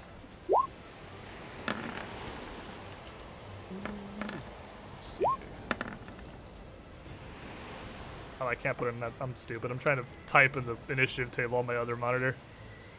Good job, idiot. I'm smart. Okie dokie. So is that everyone? Drop it with the sort. And as the door opens, Ara, Tiny Plant Man, you're the first to react. Well, I immediately, in my big brain processing power, panic and pluck a leaf off of me and cast Magic Fang, which I don't think I typed out yet, but it basically, I can pick a willing target, which I'm going to slap the leaf on the back of Lizard and make his claw attack +1 bonus to attack rolls and increase damage dice to 2 dice instead of 1 if it is not already. So Lizard Man now has +1 striking hands.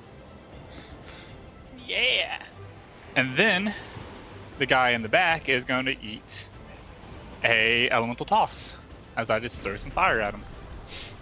That's 1 action. And with 13, you just kind of toss it over the group here. We'll have their shields raised. And he raises up the wood, and your little handful of fire just washes across it in a brief gout of flame. Arbus. Can I tell if these guys are actually druids just by their garb? You can recall knowledge, and you Okay. can recall knowledge. This is the thing that, like, I swear, never came up in first edition too. It's always been a thing. You can recall knowledge on people enemies too, just to kind of size them up. So Yeah. it is society because it's a humanoid though. So Oh, that's gross. It's literally the most unsociety thing I'm trying to figure out, too. All right, well, I'll just roll a natural 20 then. It'll be fine. well, I roll it because it's a secret check. Why do you gotta roll it? Because if you critically fail, you misidentify them.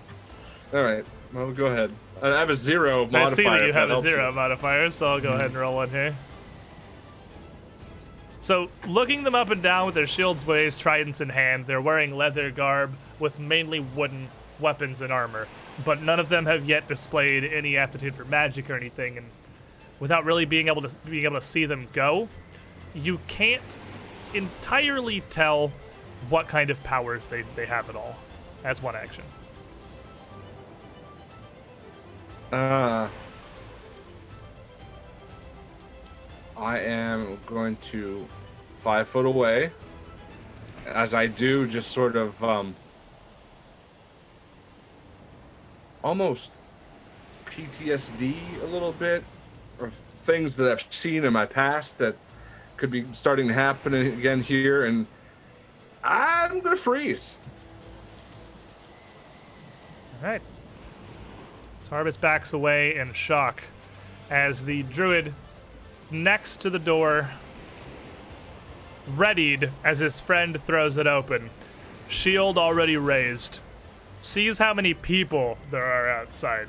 Because he didn't really get a view. Only the guy in front could see through the crack before it was thrown open. And seeing everyone that's there, his eyes kind of go wide for a moment before he grits his teeth, pulls his trident back, and just yells out in pure unbridled fury. And as he does, you can see the veins around his neck kind of grow and pulse a dark black color, reaching into the edges of his face, as even some of the color drains out of the pupils of his eyes as he jabs the trident through the doorway with a fury. Now, because there's this massive double door in the front that's kind of reaching across these squares, nobody's really got cover on the front line here. So, Lizard Man, what's your AC? My AC is 20.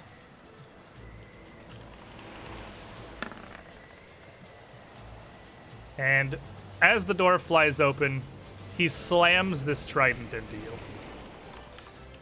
And he pushes it through with phenomenal strength. Something it really doesn't feel like a human should have. A recurring theme in this adventure. And you are going to take 8 damage before he pulls it back and raises his shield up. Lizard Man. I bear my weight down on my shield and I barrel kind of into the first guy, trying to push him back or knock him over or anything to that general area, I guess. Okay. With a 16. With a 16, he's already got his shield up as the one in the front's the only one who hasn't got his shield in the way. But as you go to push into him, he kind of gets his shield between the two of you and plants his feet and holds you there. Okay. Fine. Can I scamper past? Can I get through this? With how wide the Okay. doorway is, you can move through. Okay, and what is this black thing? That is a column. It also does not take up a lot of space, and you can move around that as well. While you're sharing its space, you can take an action to hide behind it and give yourself cover, but only if nobody circles around it with you. Okay, well, I'm going to go, I'm going to circle all the way back around to this man in the back who is looking very ferocious and whatnot, and I'm just going to try and, swipe him back, try and... The idiot has his stupid black veins and whatnot. This is +1, but -3. So -2. -2 for 25. Wait. What's only -4. -2? -4. So, but it's +1 for being striking. Right, so -3 total, so 24. Yeah. Either of the 24, even with his shield raised, you skirt around, and that's definitely going to connect. Okay, so that's 10 damage plus another d6. Yep. Sure is. So that's another 6. That's pretty good. So 16 damage. Yeah, and as you rake these glimmering magic claws up into him, he's only a guy. He can only take so much hitting.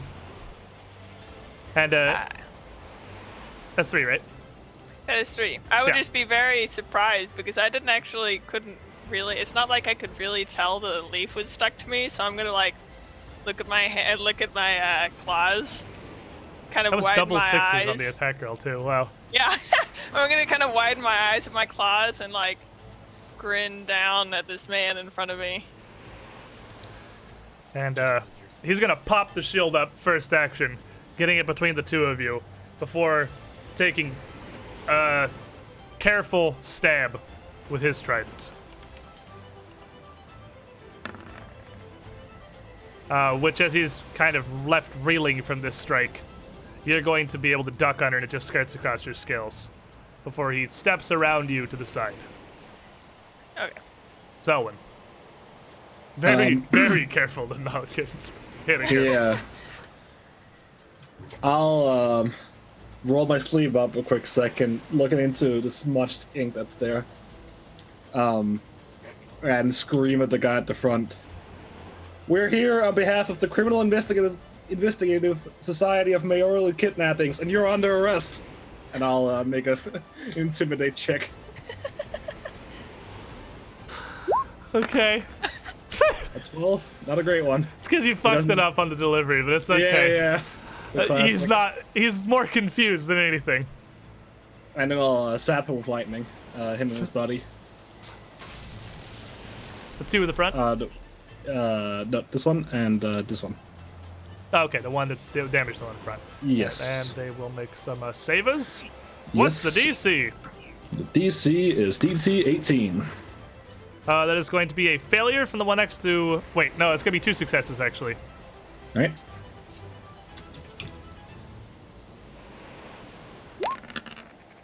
So that'll be 5 damage to them both. See, these guys are on the defensive right now after an insane lizard just almost disemboweled somebody in a single blow. Zerg! So the guy within my line of sight here, right in front of the door, has he got his shield up?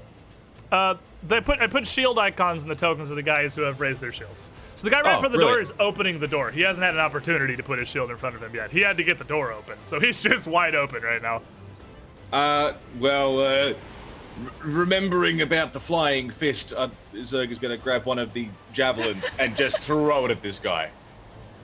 All right, so you pull one off your back, chuck it, and so this attack roll, let me look at the character sheet real quick. I don't know if it has innately. It's going to be a d20 plus it's the same proficiency. The only difference is it's going to use your dexterity instead of your strength. So what we can do for simplicity, because we don't have this on your sheet yet, is it's going to be a normal attack. It's just 3 lower because you have 3 less dex modifier than strength. Okay. 25. So with a 25, the javelin, he's 10 feet away. You can almost reach him with it. You throw the javelin directly into this dude's shoulder. And it is going... Flying fist! And that's going to do D6 plus your full strength. You get all your strength because you can throw it as hard as you can. So D6 plus 4. Okay, so do I just roll a d6? You can just roll D6 and we'll add 4. That'll work. We'll add the javelin to your sheet later. 5.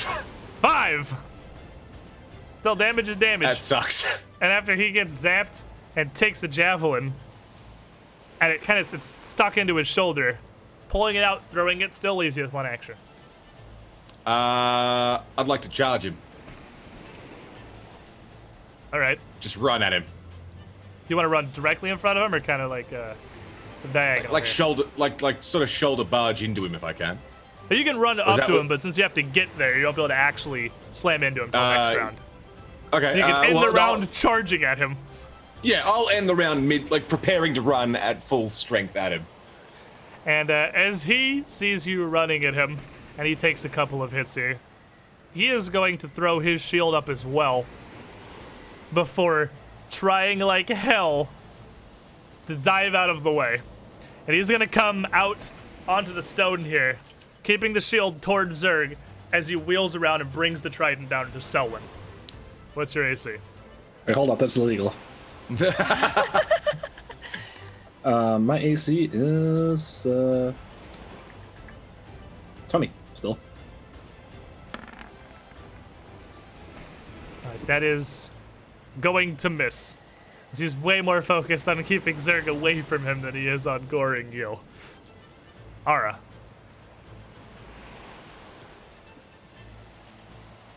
You're muted.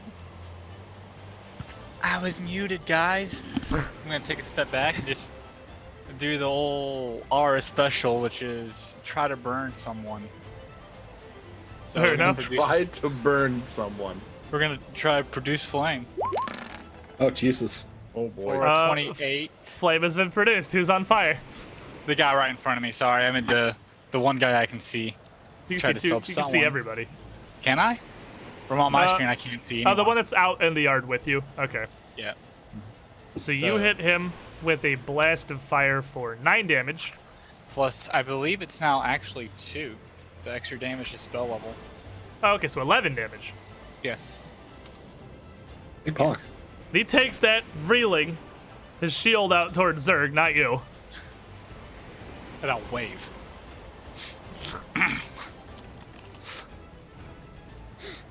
Aramis. Still kind of not about this life. This guy is on fire in front of me here. I'm Not on fire, but he got hit with some fire. He got hit with some fire and he didn't like it. I want to plead with him to surrender. I am the Stormborn. I am here on behalf of Gazra himself. The wind has brought me here. Surrender immediately. That's me. He just quickly turns his head to you. What is this heresy? I am the Stormborn. Gazra's chosen, the Valatu. You have to listen. He doesn't particularly seem like he's listening. He just seems more mad, if anything. Okay, so that's one action? Yeah, we'll say that's one. Then I leave the choice to you. And I will put my hands out to my sides. Can I ready something? Yeah, you have 2 actions. You can ready something that takes 1 action. Oh, I can't ready something. Can't ready that takes spells 2 in actions. 2e. Right. Well, unless they're 1 action spells. Oh, because I don't want to do it unless. Come on, Gray. He already tried to stab me. 6 seconds! I'm gonna 5 foot away and raise my shield. The angry one in the front here sees Lizard Man just kind of run by and sees Zerg bull rushing into the room and keeping his shield up, just overcome by this feral fury, these dark veins pulsing in the side of his face, his eyes draining of even further color, just roars as he lunges forth with the trident into Zerg. I'm gonna do this a little differently. I started trying this on Age of Ashes, and you guys tell me how it feels instead of asking you your AC, because for years I have had you guys tell me your AC, so I didn't tell you the enemy's attack rolls because it was kind of like metagamey, because you're like, oh, he can hit so good. But that's kind of a thing you would know. You would sort of know how well an enemy is hitting, and like that's quantified via the number that they roll with their attack. So instead of asking your AC, Zerg, I'm going to say armor class 20. Does that hit you? Is it equal or above and it hits? Equal or above is a hit. It just hits. Okay. I got 20 AC. I like that. Because then That's you can fun. kind of get an idea of like how Yeah. effectively they're attacking you. And he is going to hit you for 14, Oof.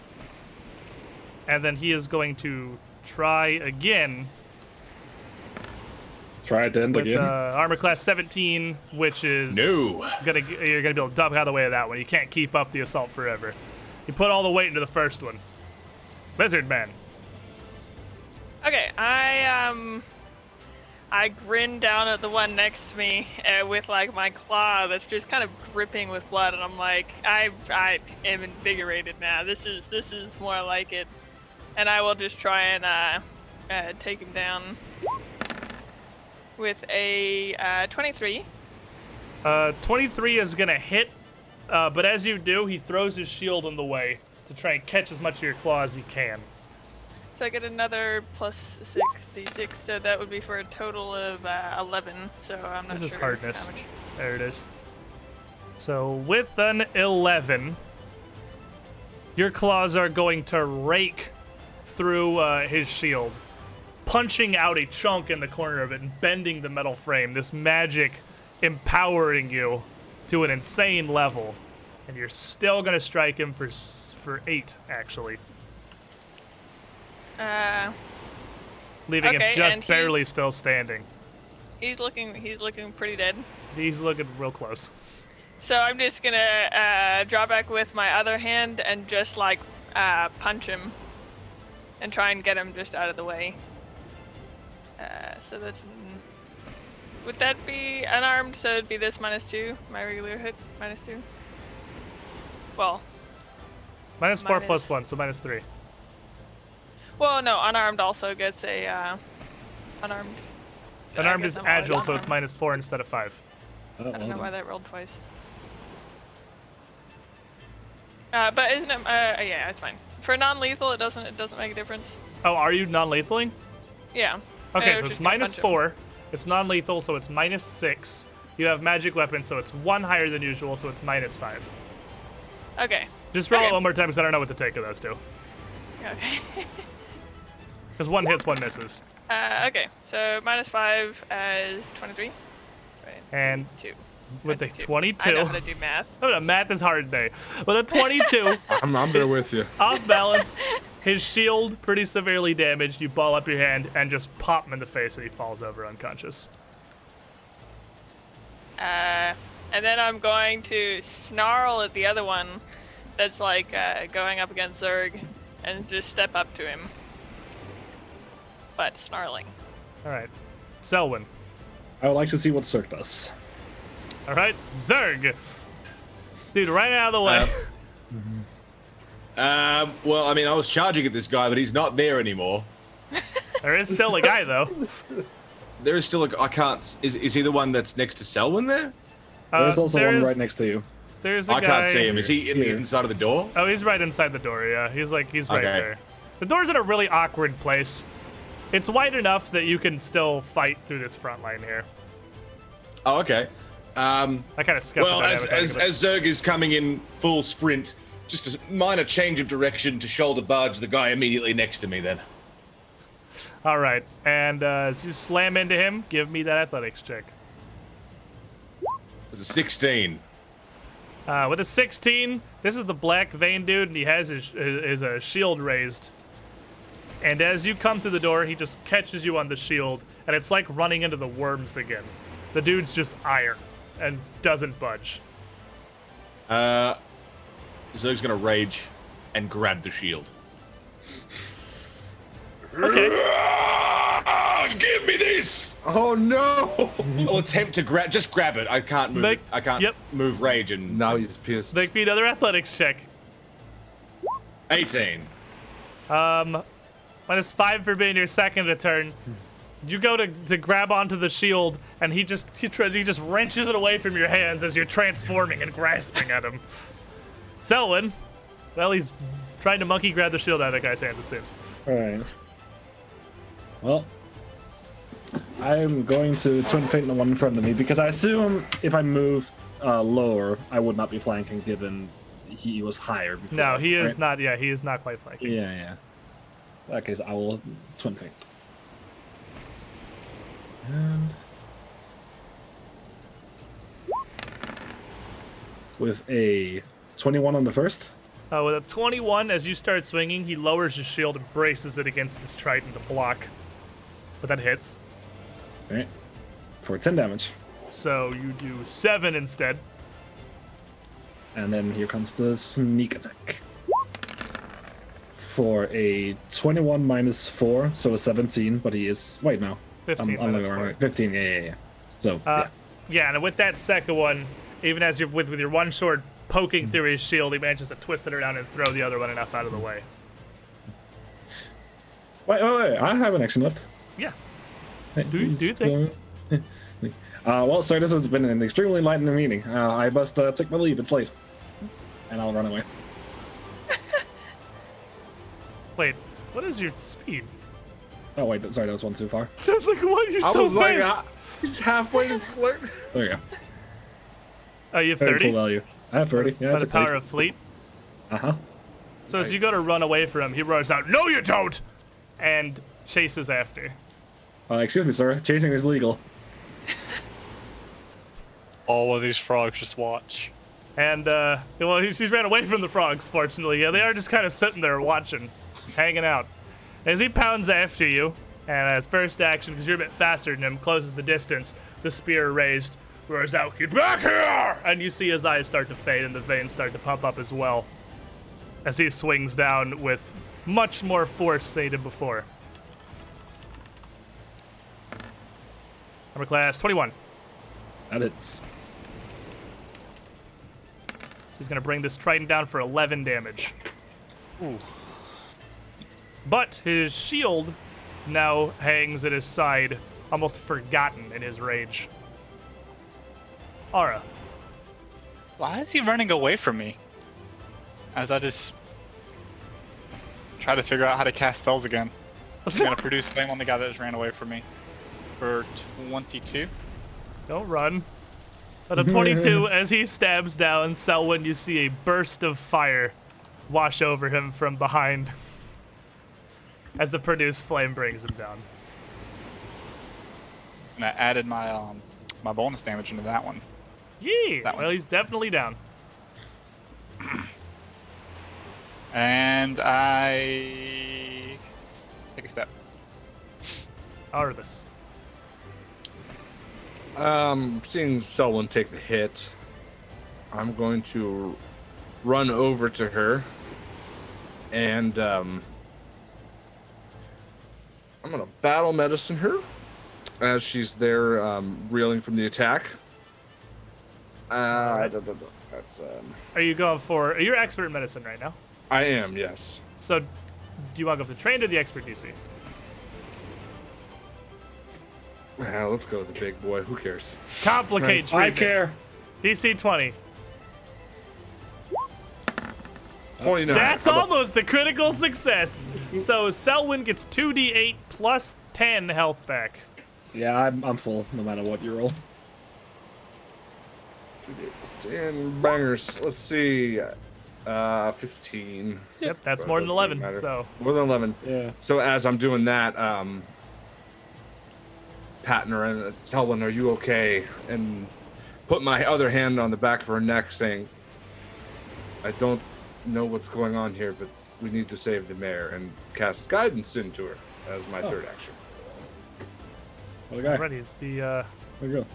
last of the druids still standing in this fight here, enraged as Zerg tries to grab his shield, just swings out again toward him. Can I try and catch his arm with my claw? Or swipe at him with No. attack of opportunity? He's attacking. Oh, Attacking okay, doesn't okay, provoke. Sorry. But with armor class 14, he is going to miss. And as he, or rather just kind of scrape it across your hide as you're somehow surprisingly difficult to damage, he's not expecting you to make no attempt to avoid him. But as you try to grab at his shield, he just lifts up one leg and he's just going to try to boot you back out of the building here. And what's your athletics DC?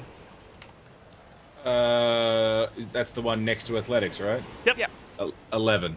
So 21. Yikes. 21. He's going to critically fail, which means you knock him prone. So what are you doing? He tries to kick you out of the room. Well, I've attempted to grab his shield. That didn't work. In comes the boot and Zerg grabs his leg.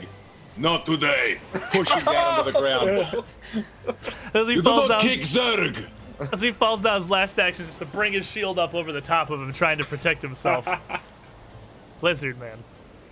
Okay. Rage Nobody fight. ever said anything about, hitting a man while he's down, so I'm gonna hit a man while he's down. With a 19? Man's been hit while he's down. 20. Oh 20. boy. Aha! 20 with another D6. Dude's AC is like 16 right now. I mean, you good. Actually, it's not Oh, that low. perfect. It's So for 12. 12 damage. All right. Solid hit. And then I'm going to try and pin him to the floor. Okay. So we got athletics and -5 to your second action here. Okay, so 22. And with a 22, he is grabbed. So you stick your claw through him, and it's through his arm and his armor, catching Ooh. some of his flesh and a lot of leather, and holding him down onto the ground. He can't move. Hey, Arvis! This one might speak. Well, Zerg. Raging Monkey Man. Raging Monkey Man doesn't care if he speaks. Raging Monkey Man sees a man under a shield held down by a lizard who's got a people's elbow coming for him. Baby, give it to Give me the Raging Monkey Give strike. it to him! You gotta take the elbow pad off. Straight down onto the shield just to crush him under it, basically. With a 19 to hit. 19 is absolutely gonna hit. As his Raging Monkey elbow comes down, he braces his trident across the shield against it to try and block. 8 bludgeoning damage. All right, so you're gonna do 5 as your elbow cracks the shield inward a bit, crushing it down into him. Now, elbow in shield. I guess I would just keep cracking with the elbow on the shield. Just keep it. Oh wait, that was damage. Sorry. Well, that'll be if you hit, that'll come out. But 11.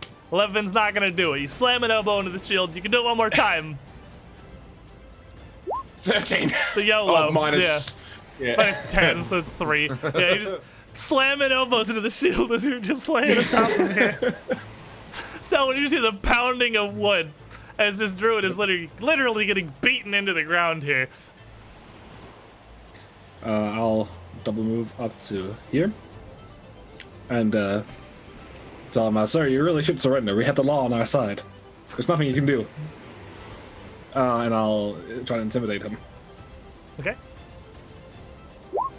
For 14, I'm not being very intimidating today. Yeah, so you're still a little wet.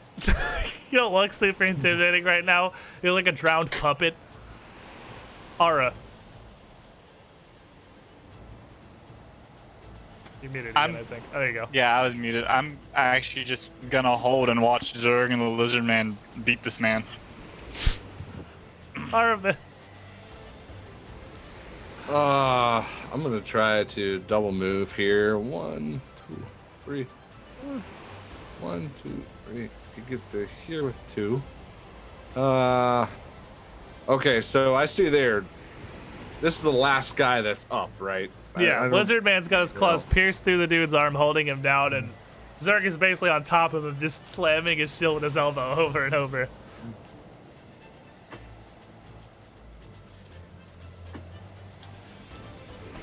You are beaten. Surrender, and you may live. It's me. And he just roars out, "Ah! Big on beasts!" and swinging the trident out at everyone around him. So the first swing is going to be towards Arabis. Just going wild down here. That's going to be an armor class 22. Hit. And he's going to strike you for 13 damage. Second swing going towards Zerg. Armor class 17. Probably not going to do it. No luck.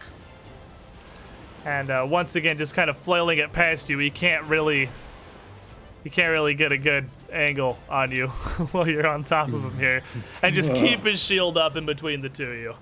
He does not seem to be interested in surrendering. Lizard Man. Okay, so with one hand holding his arm, I'm going to use that to leverage to try and slam his head into the ground. Okay. You know. Not lethally, or like...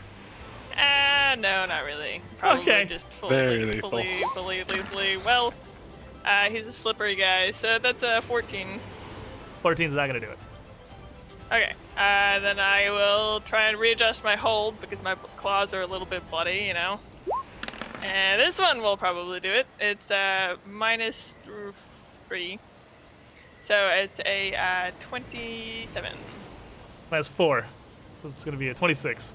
No, because it's Oh, wait, Minus +1. it's agile. Minus 3, you were right. 27. So with a 27, that's going to critically succeed. Sir. So that is 30 damage. Oh no. What do you do? I hold his arm, I readjust my grip on his arm, and I slam my fist down, and it just crushes his skull. And it just, like an egg yolk, just kind of lands on the ground. Everybody's throwing up in the corner now. Oh. Dude, sick. Yeah, I don't know what's my claws, just super deadly today. Yeah, that's super weird. Weird. Yeah, they usually aren't. Super cool. This guy, the grass, I'll his brains rush out all over the to place. Holden and look him over. This What other about guy's the still frogs as alive, I go though. back inside? Actually, yeah, can you close the door behind us? Close the door behind us. And as you all come into the room here, closing the door behind you, The sound of the crashing waves still so loud as to be audible even in this inner chamber, but now much quieter, overcome by the crackling fire of torches set into sconces and the walls. You get a look around this blood-spattered chamber you've battled your way into here. It's impressive, really.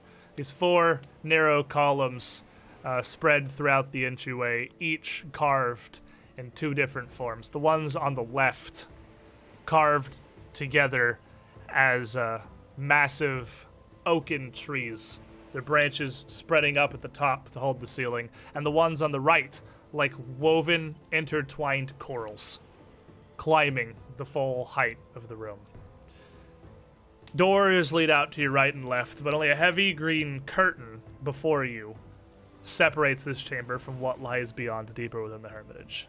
Now, Mayor Holden, laying on the ground, looks to also be unconscious. He doesn't look to have suffered any truly lethal injuries, but his eyes pretty severely blackened, and his face fairly bloodied.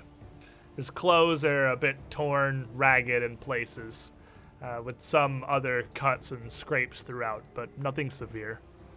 What he would have would just constitute a ton of non-lethal damage, basically. So I should. Is this a administer first aid? You can option absolutely, here? yep. You can Yeah, still I'm gonna- administer first aid, absolutely, for someone who's taken a bunch of non-lethal damage. Yeah. I'm rushing, get out my healer's tools and do everything I can here. You need a medicine check, right? Yes. Expert or trained? Go expert. Okay. Oh. From the 19, Arbus kneels down. And you're not battle medicining him, are you? Or are you? No, I was going to take the time to do it. So she pulls out her medicine kit and starts to treat the mayor here, make sure he's okay. I mean, this is going to take some time. It's a medical procedure. It's not going to be extraordinarily brief. What are the rest of you doing here? So this guy over here is still alive. Anybody want me to just kill him, or do we want him alive? I didn't know at the time, so I just left him alive. But We don't need any more killing. Please Yeah, let me work here. well, no, I'm not talking about the mayor. I'm not going to kill the mayor. I was just talking about this other guy. No more killing. Oh, okay. Okay. See, I was thinking of you when I didn't kill him, so you're welcome. Well, to be fair, they are trying to kill us.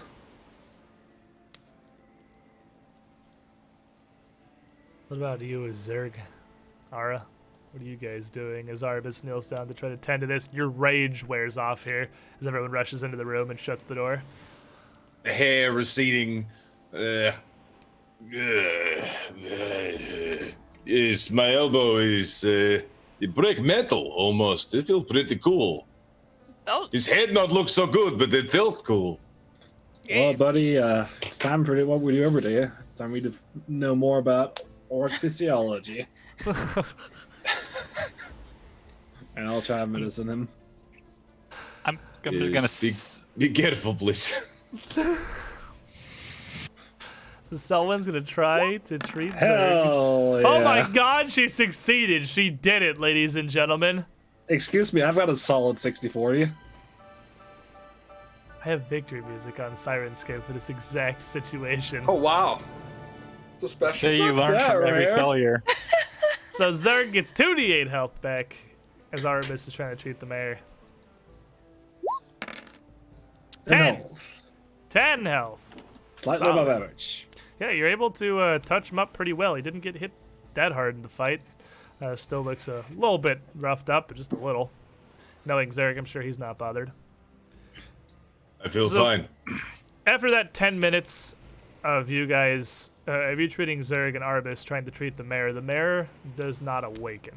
He seems to be pretty well out.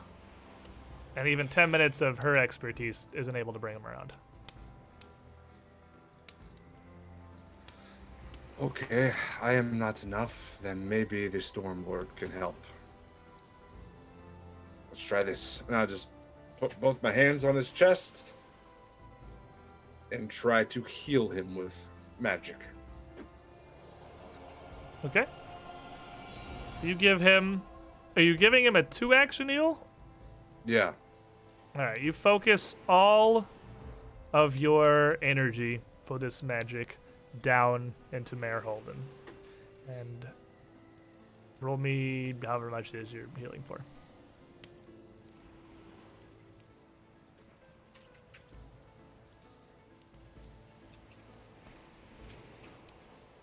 The thinking. Big boy heal. 16. He's the 16. second level spell slot. No. Oh, it's only supposed to be 1d8. My fault. Oh, well, don't know why. let's take one off then, so 15. Almost Yeah. the max roll with a first level spell slot. So, as you pump this energy into him, he almost jerks back to consciousness with a gasp. Just, oh, no, what? No.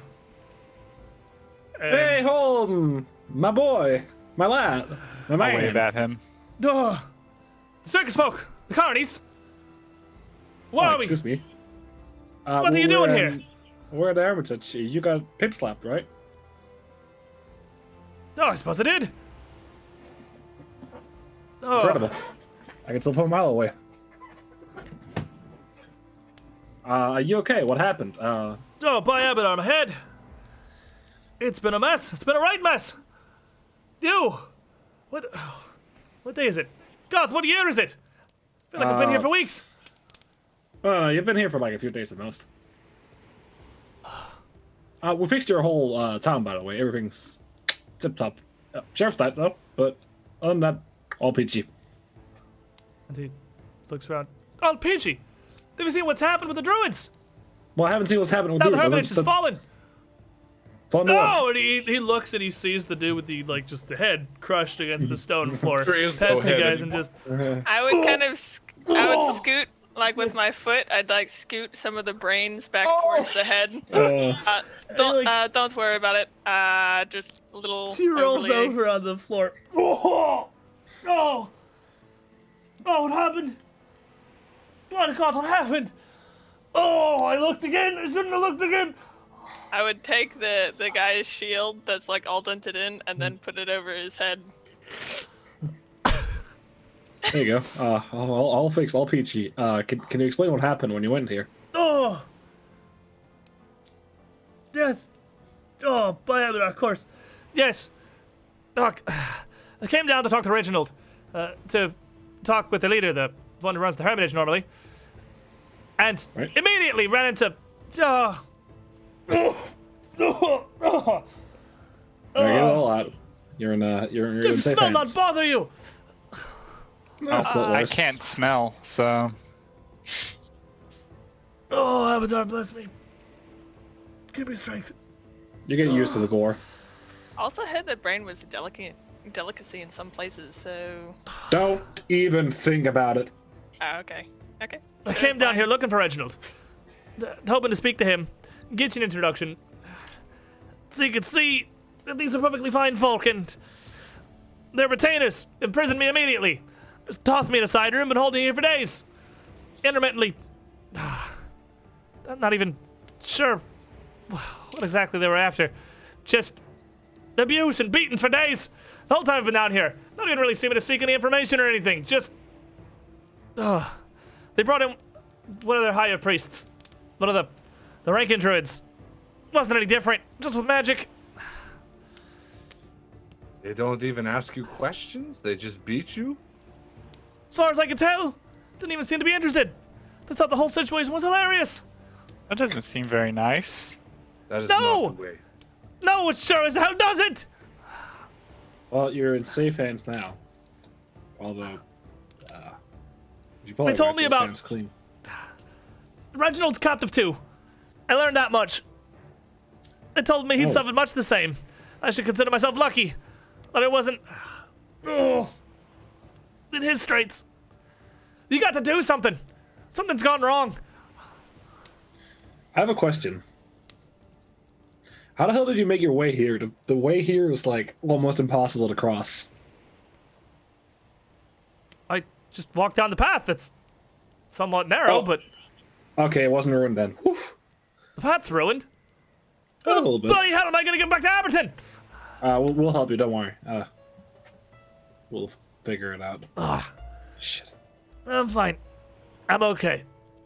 Oh. By gods. You- I may be old, but I'm not that old.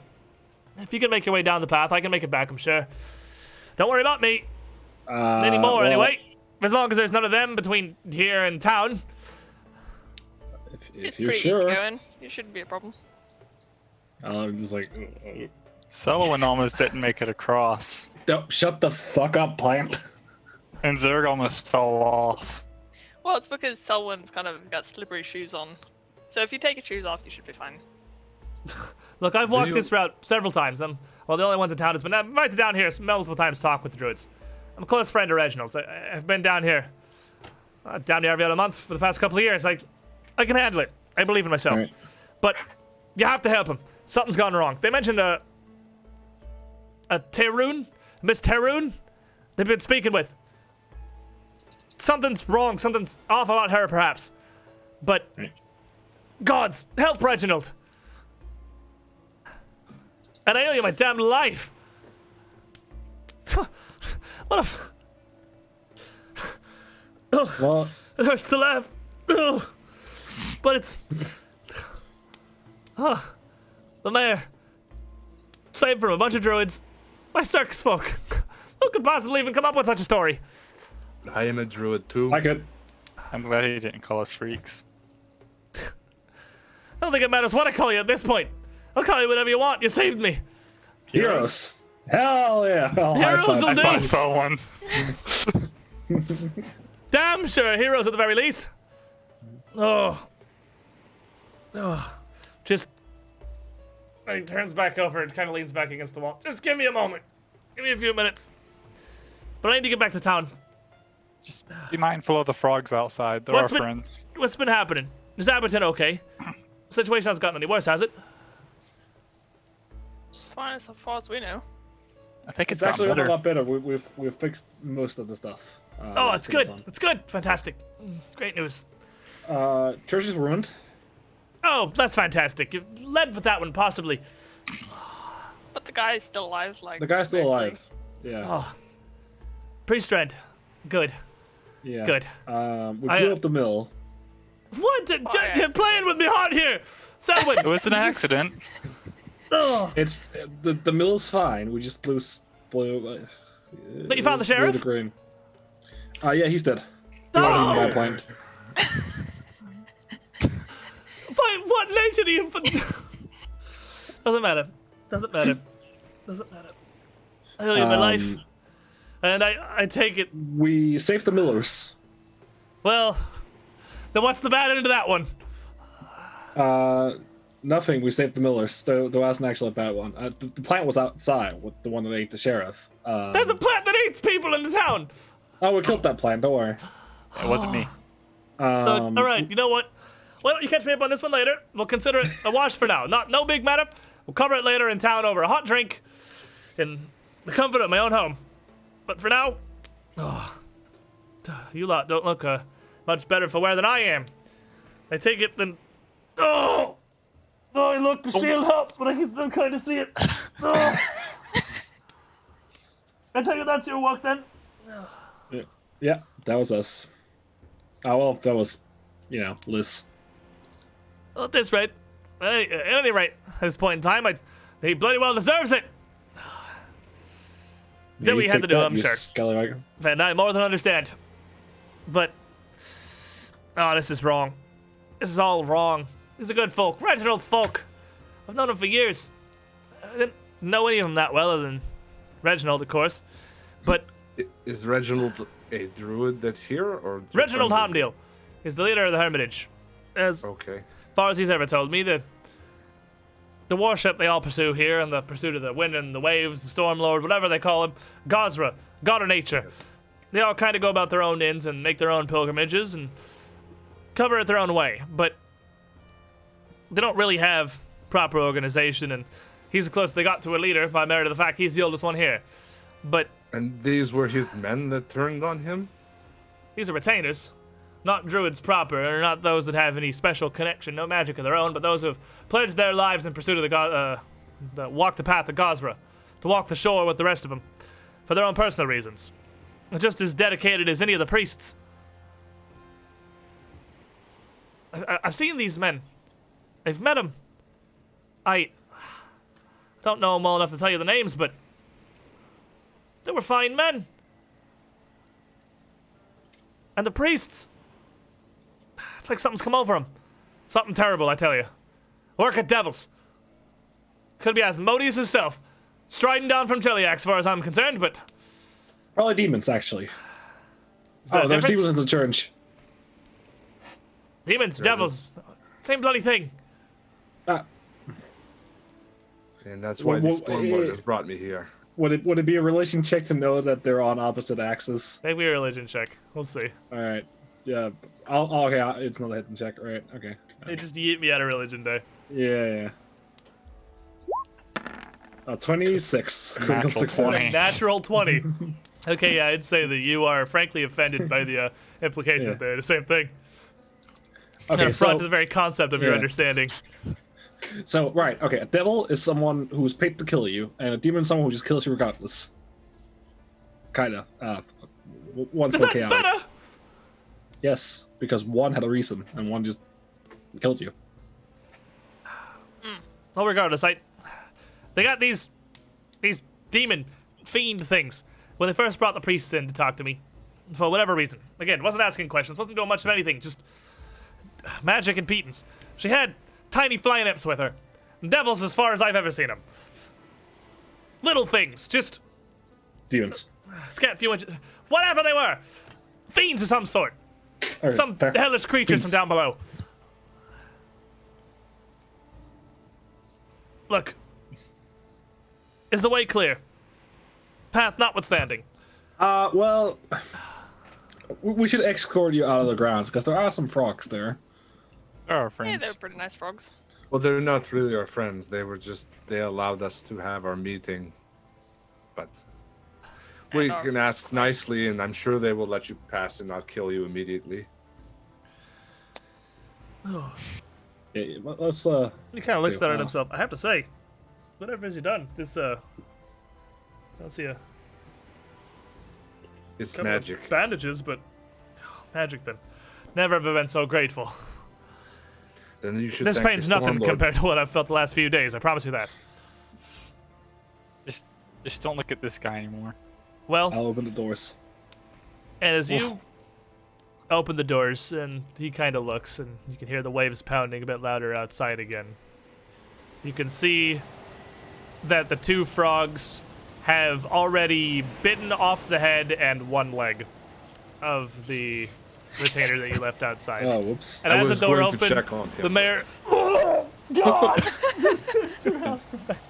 I'll look out. Shit, they really look fast, Just don't they? vomits in the corner. I forgot about him, Sullivan. I was going to come back out and help. Why didn't you tell me they're carnivores? I thought I said that. I went on for like Oh yeah, I probably did. I probably a few just ignored that minutes part. about it. Carnivores. And I would I don't would get nudge it. I could Selwyn. try. Hey Selwyn.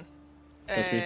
The poster, when next week we're gonna have our show, and you should go.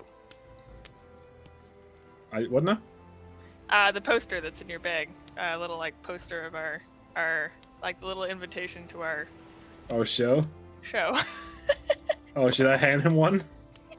Jesus. You know, that's an excellent idea. Considering our calling card, I'll pull out a poster. You pull out a poster. It's perfect. Just take it with you. It's a For good your luck charm. show in 4 days. Yep. And as he's kind of just dry heaving on the floor here, nothing left inside him but the amount of whatever he had in his stomach, just across the stone tiles. He turns back around to see freaking circus advertisement. Someone's just holding in front of him. And I would take it out of her hand, reach over her and take it out of her hand. Yeah. Yeah. Oh no, I'm getting blood. No. Someone here. No, here you go. Oh no.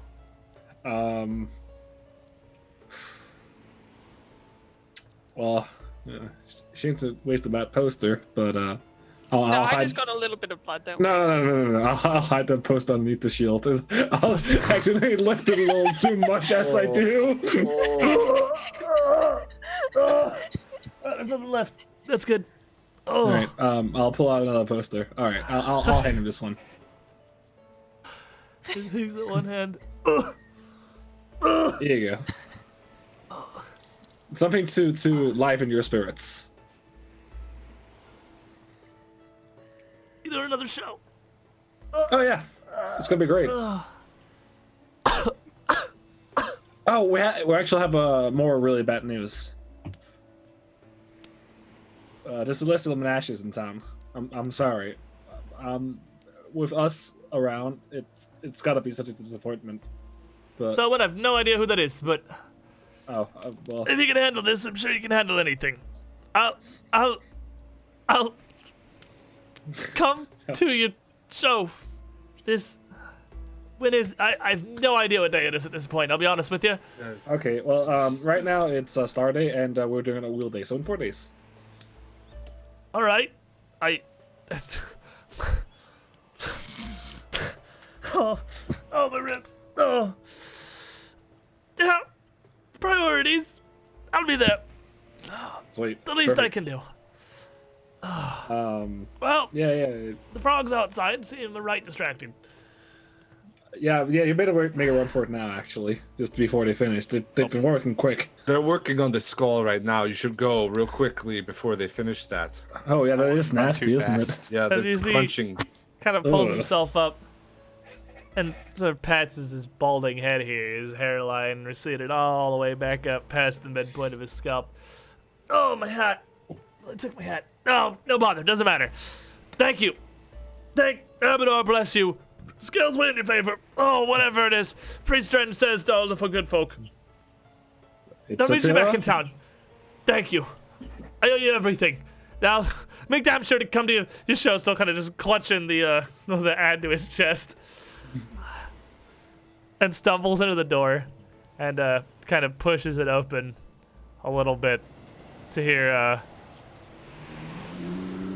one of the slurks just sort of bellow out over the cliffside, and he sees again this corpse. At this point, just some scattered giblets across the cliffside here. Oh, You better hurry, God. buddy. and stumbles around the side and slams the door shut behind him. Zig, I'll give you 2 silvers if he makes it back to town over that gap. I'll Good take on. that bet. I'm betting 4 silvers on the mayor. Okay, I'll take it. He's not gonna make it. You're definitely not gonna make it. He's definitely making it.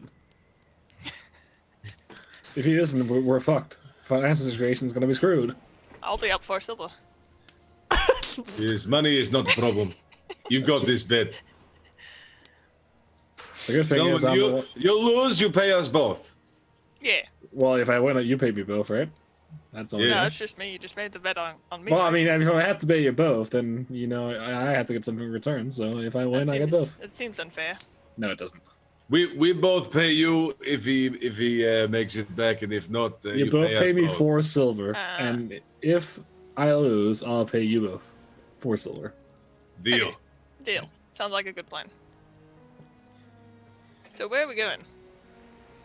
I would like to attempt to patch myself up and one other willing party if we still have 10 more minutes. We do. Does anyone else I need a got touch up? poked with one of those pointy sticks. A little bit. Yeah, Lizard's got a little bit of a minor stab wound through his armor where he took a hit from the trident. I'm just gonna go with. So as the two of you sit down Safe. and Arbus already has her supplies out to try to treat you, what are the rest of you going for? I'm just gonna sit down too and refocus. And to get that point back. Okay. Good thing you were going safe. I went safe this time. So as you're refocusing a 23, each of you will get 2d8 health back. Zerg, Selwyn, just kind of standing around waiting. You got Yeah, I ain't really got much. several doors and a curtain. Where did my javelin end up that I threw at the? Probably still No. in that dude's shoulder. You think gonna go I'll retrieve explore a that. single Yeah, the foot javelin of, you can retrieve. That's a whole weapon. You can take that back. a single foot of possibly enemy terrain while my party members are trying to heal? Absolutely not. I have dignity. I have respect, and I have great fear in my heart, most of all. So after 10 minutes, 9 health restored to both Aramis and Lizard Man. And an unconscious and a very dead druid or retainer, apparently, here in this antechamber. So what are we gonna do with this other one? Tie him up. I will save his life, and then we can. I don't know what we do actually. Why do you care about this guy?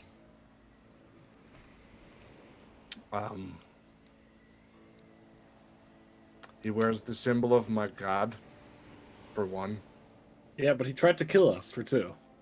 but he didn't Well, But you yeah, are because also- we slapped him first. You because are also wearing the symbol of your god, and he didn't seem to mind. Well, one of them stabbed you. we can't kill everyone. Well, we're not going to kill everyone. For instance, we're going to leave this guy unconscious on the floor. He doesn't look like he's dying. He's definitely still breathing. I mean, and he's Okay. while bloody, none of his wounds appear to be lethal. Okay. I don't think you can Who's- save the brain guy. So No, who's I got don't- rope? Because you got to leave a coil rope behind to tie this guy up properly. I can leave a rope. I have Okay. rope. Oh, you can leave your rope. Yeah, I don't need my rope. I think I have rope. Yes, I do have rope. Thor will pull out his little coil, and Lizard Man will work to bind this man's wrists and ankles, so that when he awakens, he can move around a bit, but can't realistically pose any kind of a threat. Their shields are strapped to the bracers they wear on their forearms, but the tridents are strewn throughout the chamber. Quick pulse to detect magic would determine that nothing in this room is actually magical. And the retainers don't seem to have much else on them of value. Just their hide armor and clothing underneath. Almost all made of thick hides and leathers, seemingly patched together themselves. Nothing of cloth, nothing that would have been reaped from a harvest. And almost nothing of metal, save for the iron bracings around their shields and the points of their tridents. Well, do we? What is this kitten over here? You just saying that and moving it? Yeah. There's no kitten there. As he curtain. walks over and asks and kind of brushes this heavy curtain aside, it reveals that the chamber continues a little further back, to where it takes a bit of an odd shape, where the wall must meet the cliffside itself, with a door set into it, implying the hermitage does continue on further inside the cliffs itself, much more than this building you'd seen from out. There's also another set of doors to your right and left, totaling 6, 3 down either side, approaching this final door, and 2 more torches set in the sconces beyond. So the doorway at the far side leading into the cliff is much different than the simple wooden doors on the sides of this passageway. It's less a door and more of an enormous granite slab, with no handle or knob of any sort, nothing but a narrow viewing slit at about eye level. Well, can I go look in the narrow slit? You sure can. And as you peer through there, you see 2 more of the druids. Nothing covers this from the other side, but 2 more of the retainers, rather. One with spear, trident, and shield slung across his back, and one with his trident out, doing something. The door is pretty thick, so you can't see very effectively up or down. You can really only see a cutaway at that level. He's got the trident in his hands, and he's doing something. And you can hear he's barking out some kind of what almost sounds like orders from the cadence through this thin slit and this massive granite door. You can't really make out the words. The hallway beyond seems to angle and proceed about 30 feet further forward to what looks like an incredibly elaborate far wall. But they're just working out in there, so we could really go wherever. I think we should try to secure the perimeter first, and then work hard from there. Okay. Sure. What does that mean? Where do we want to go? Well, it means take the outer rooms first, then take the inner rooms, and then go in. Okay, so we Up. want to go here. Sure. Yes, and now, yeah, I don't think there's gonna be. You think they trap their own doors? I think they would. The roots are. Well, sorry. we are now These roots are assholes. exploring a hermitage, so what are we all doing? Because anyone who's seeking will just get automatic perception checks to those traps anyway. Selwyn, you with the questions. What are you going to be doing as you explore the hermitage? I would like to. Honestly, I'm gonna seek. You're on edge now. You're worried. You don't want to get taken unaware. How about you, Artis? Boy,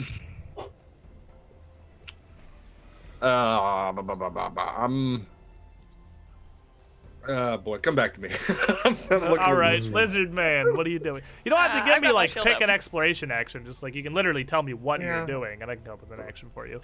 So you're keeping your shield up in front of you, making sure if the door opens and horrible stuff happens, it hits your shield first. Zerg. Yeah. Zerg is well, inspecting now the bloodied javelin that he pulled out of this dude. His gross flying fist is disgusting. Put it back in the thing, and he's just gonna meander around Lizard Man. Semi-happy, but like kind of annoyed that the javelin worked. Still, like still annoyed about it. He's mad that it worked. Yeah. Ara, how about you? I'm just sitting in the middle of the room, not really doing much of anything, just waiting for someone to decide to do something. Tagging along. All right, Arvis. Came back around. Investigate. I want to be like looking while we're. You gotta be okay. So trying to like not peer specifically for hidden traps, or whatever, but really try Yeah. to glean like what has happened or what. Ideally, is this find hermitage. some maybe some kind of trail to lead us to our guy. Recalling knowledge is what I will give you as you try Okay. to make sense of your surroundings. So this first door at the northern end that Lizard Man opens is going to lead into what looks to be a pretty simple waiting room, furnished with a table and a couple chairs and almost, well, completely barren stone walls. The chairs are just stark, simple wood, and it almost looks more like a cell than a waiting area, with the only tiny nod to any kind of courtesy being a copper urn filled with water set on the table. And heading down to the southern end, you would find a situation also much the same. But this side less a waiting room and more a storage chamber, where it looks like supplies they get from Varn Tarvel up in Aberton get unloaded here. The room's largely empty. As Varn said, they haven't been down. There's a couple wooden casks half filled with salted porks and a keg of mead with a crate of parchment paper and a couple boxes of ink and some goose quills to write with.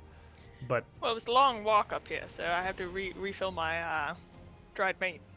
if you got I'll some just salted take all of pork that. slabs you can just take and just big old, so that's a ration, more like a floppy salted pork chop. You can just, they're like wrapped in paper, but Toss one at Zig and take one of myself. Thank you. Put that in my bandolier.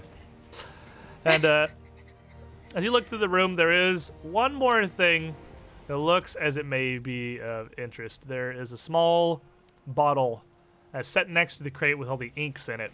It's a bit larger, almost like a flask, rounded and bulbous glass at the top with a long, thin neck to a corked stopper of what looks like an equally black but much thicker liquid than the ink.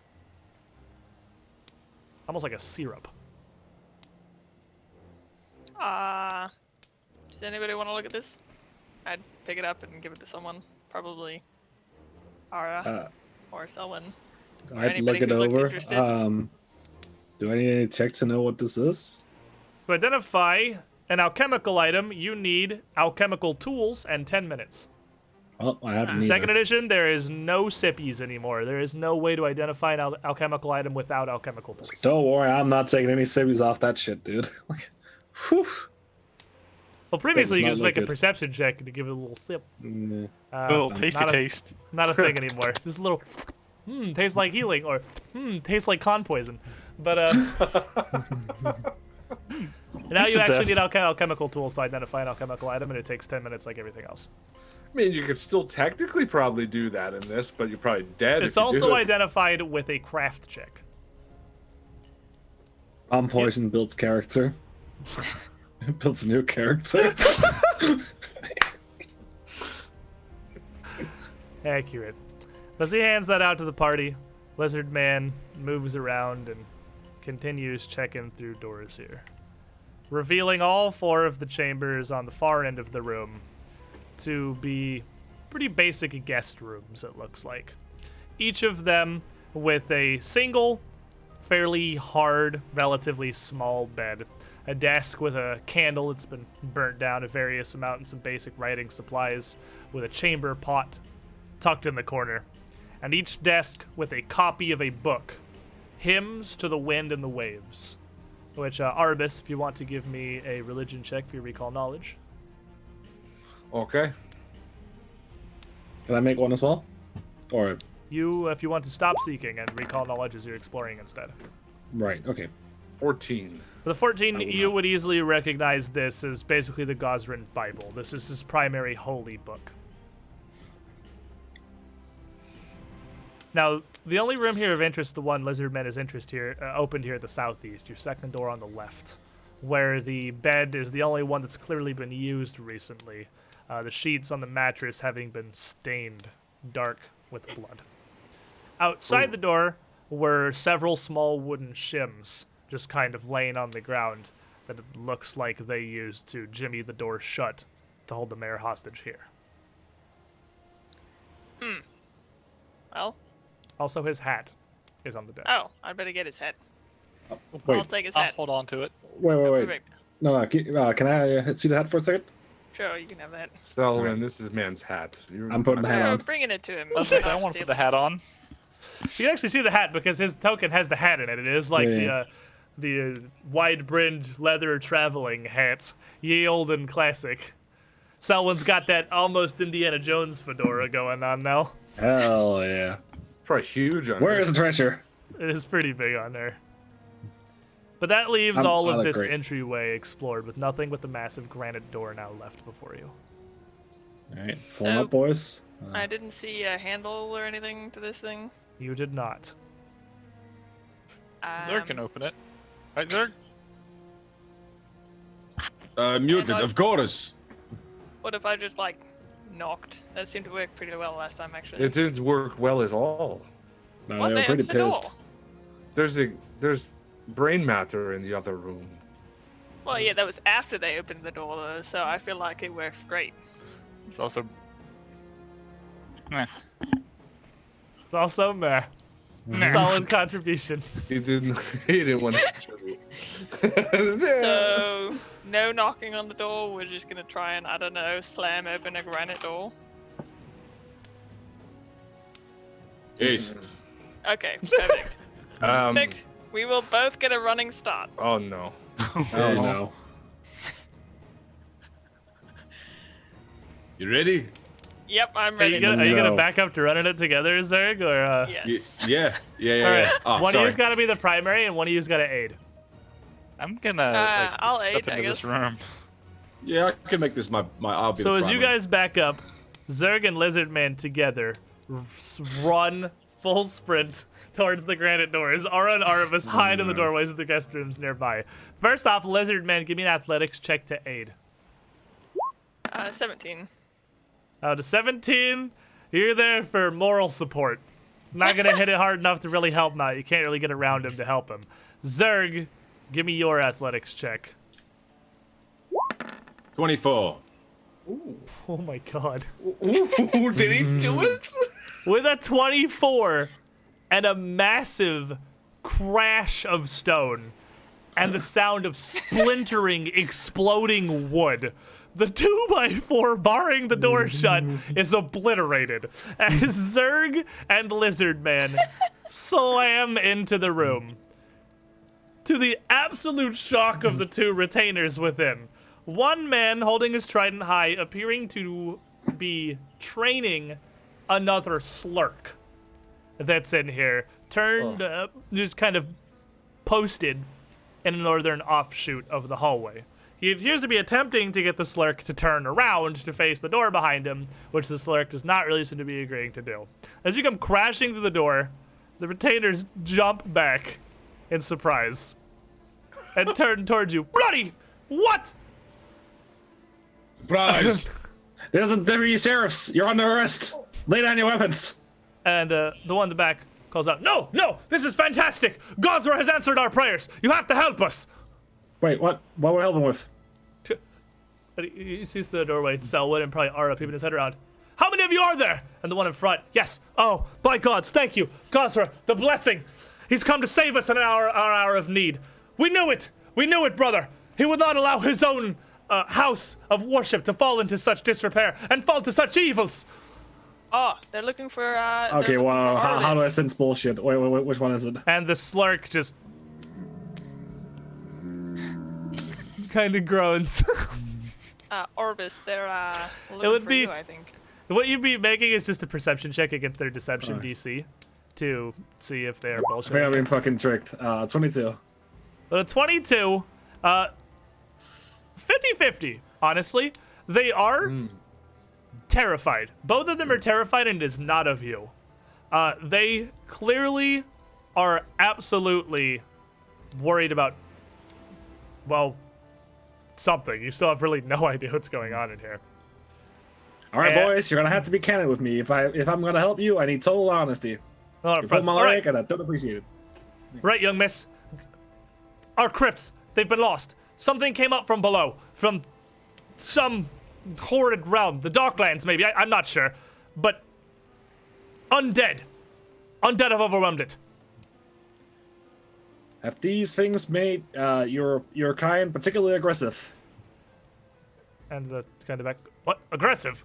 I mean, well, and that I'm getting Lord here, and we're trying to go, well, deal with them, I suppose.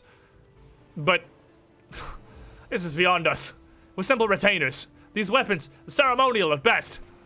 We can't handle undead, corpses walking, eating other smaller corpses.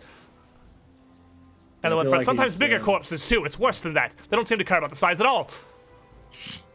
Should I make another check, or do I feel like you're taking? That's all the truth. Well, I mean, you got your perception for this conversation, Yeah. so like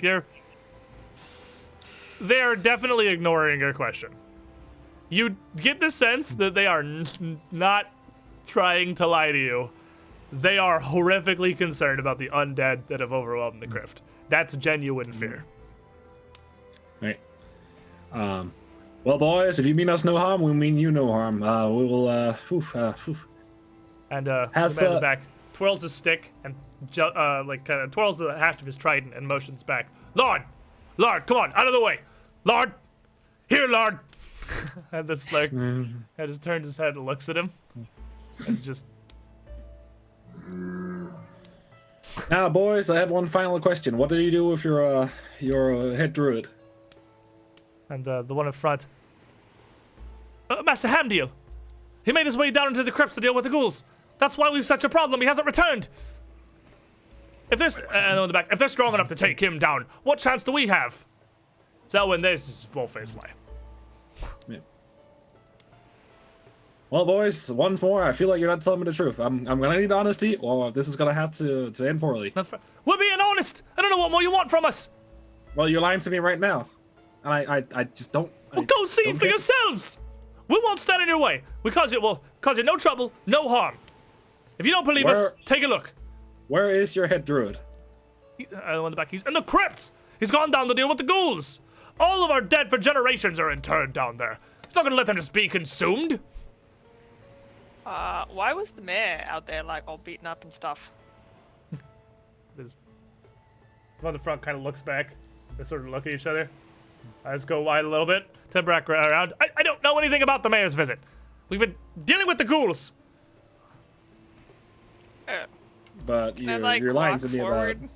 I mean, they're not like acting aggressive, so can I like walk into the room and stuff? Yeah, you can walk in. Look, Thaddeus told us to deal with this. He went off to get help. He has magic, and hopefully, we hoped with him that we could turn the undead back. But we're just simple custodians. We can't fight Walking Dead. So I guess The we Slurk could again put just them- kind of groans. I will ask you one more time. Where is Mayor Holden's friend, the head druid of the Armitage? Hold him back. I don't know what you want us to say. We're not Well, standing what in did your you way. tell me- We're meaning you no harm. Take a look for yourself. Head down to the crypts, and by Gosra, if we're lying, he'll have us in the afterlife for it. May 1,000 storms bless the remainder of our years. What do you think, Arbus? You think these guys are? A curse rather than bless, I suppose. The Yeah. Storm Lord has brought me here for a reason, and I believe this is it then. I think we should go down there and do what we need to do. I And just don't like the fact that they're lying to me. one of the front steps forward, and he's like, Lord, out of the way. I'll unbar the door for you. Lord, move. Lord, get. He just sort of looks at him again. Lord, I know he's doesn't understand you, but please, we're in a hurry. Could we pass? And Lard just sort of slowly turns his head over to you. Just Well, what's behind these doors? I'll kind of point. waddles up to you. I'll point to the doors behind him. That's the rest of the hermitage. We're not supposed to let pilgrims in there without Master Hamdeal's direct orders, and, well, he's in the crypts! So, show of good faith, since we're gonna save your head druid. Mind letting us have a quick look at the rest of the hermitages first. And the one in front moves a massive brace that he's put in to block this wooden door here, lifts it up out of the way, and turns back around. The other one. We really can't. These are. We are risking our lives to save your druid that you're not. And by the providence of the wind and the waves, we are thankful. But truly, bring us Master Hamdeal, and I'm sure he'll let you see any part of the hermitage you want. Any pilgrimage, any prayers you wish to make. Surely, if you help us with this, you'll have the lay of the building. But please.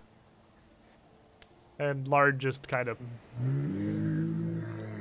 groans out forlornly at Arbus, now completely turned away from his two masters, supposedly. Pretty boy, aren't you? Look at Lads, there's no other way to say this. I think we're walking into a trap. I don't see why we can't just walk around the. He just shrugs. What kind of a trap do you think this is? They bloody well told you what's down there. It's undead. you. Solomon, we must go down. Trap or not, we go down. If they're lying, we come back and I kill them with lightning. It's If they're lying, they'll part the door behind us. Well, we could put them in the room that they were keeping the mayor and put the wood in, that they were blocking him with, and then they'd be stuck. Problem solved. Look at each other. What? Oh, this is our hermitage. But you're the guests here. Yeah, well, so far we've been attacked. So if you go stand in that room, I will lock the door behind you, and we'll be good to go. We will go save your person. They sort of look at each Deal? other. No bloody deal. Look, please, pilgrims, whatever has brought you to the hermitage of the blessed lightning, what lies below are our ancestors. Generations of priests, retainers, worshippers of the wind and the waves. Yeah, Dedicated their lives here Okay. to Gosra. I'll not reach for my us. hand out.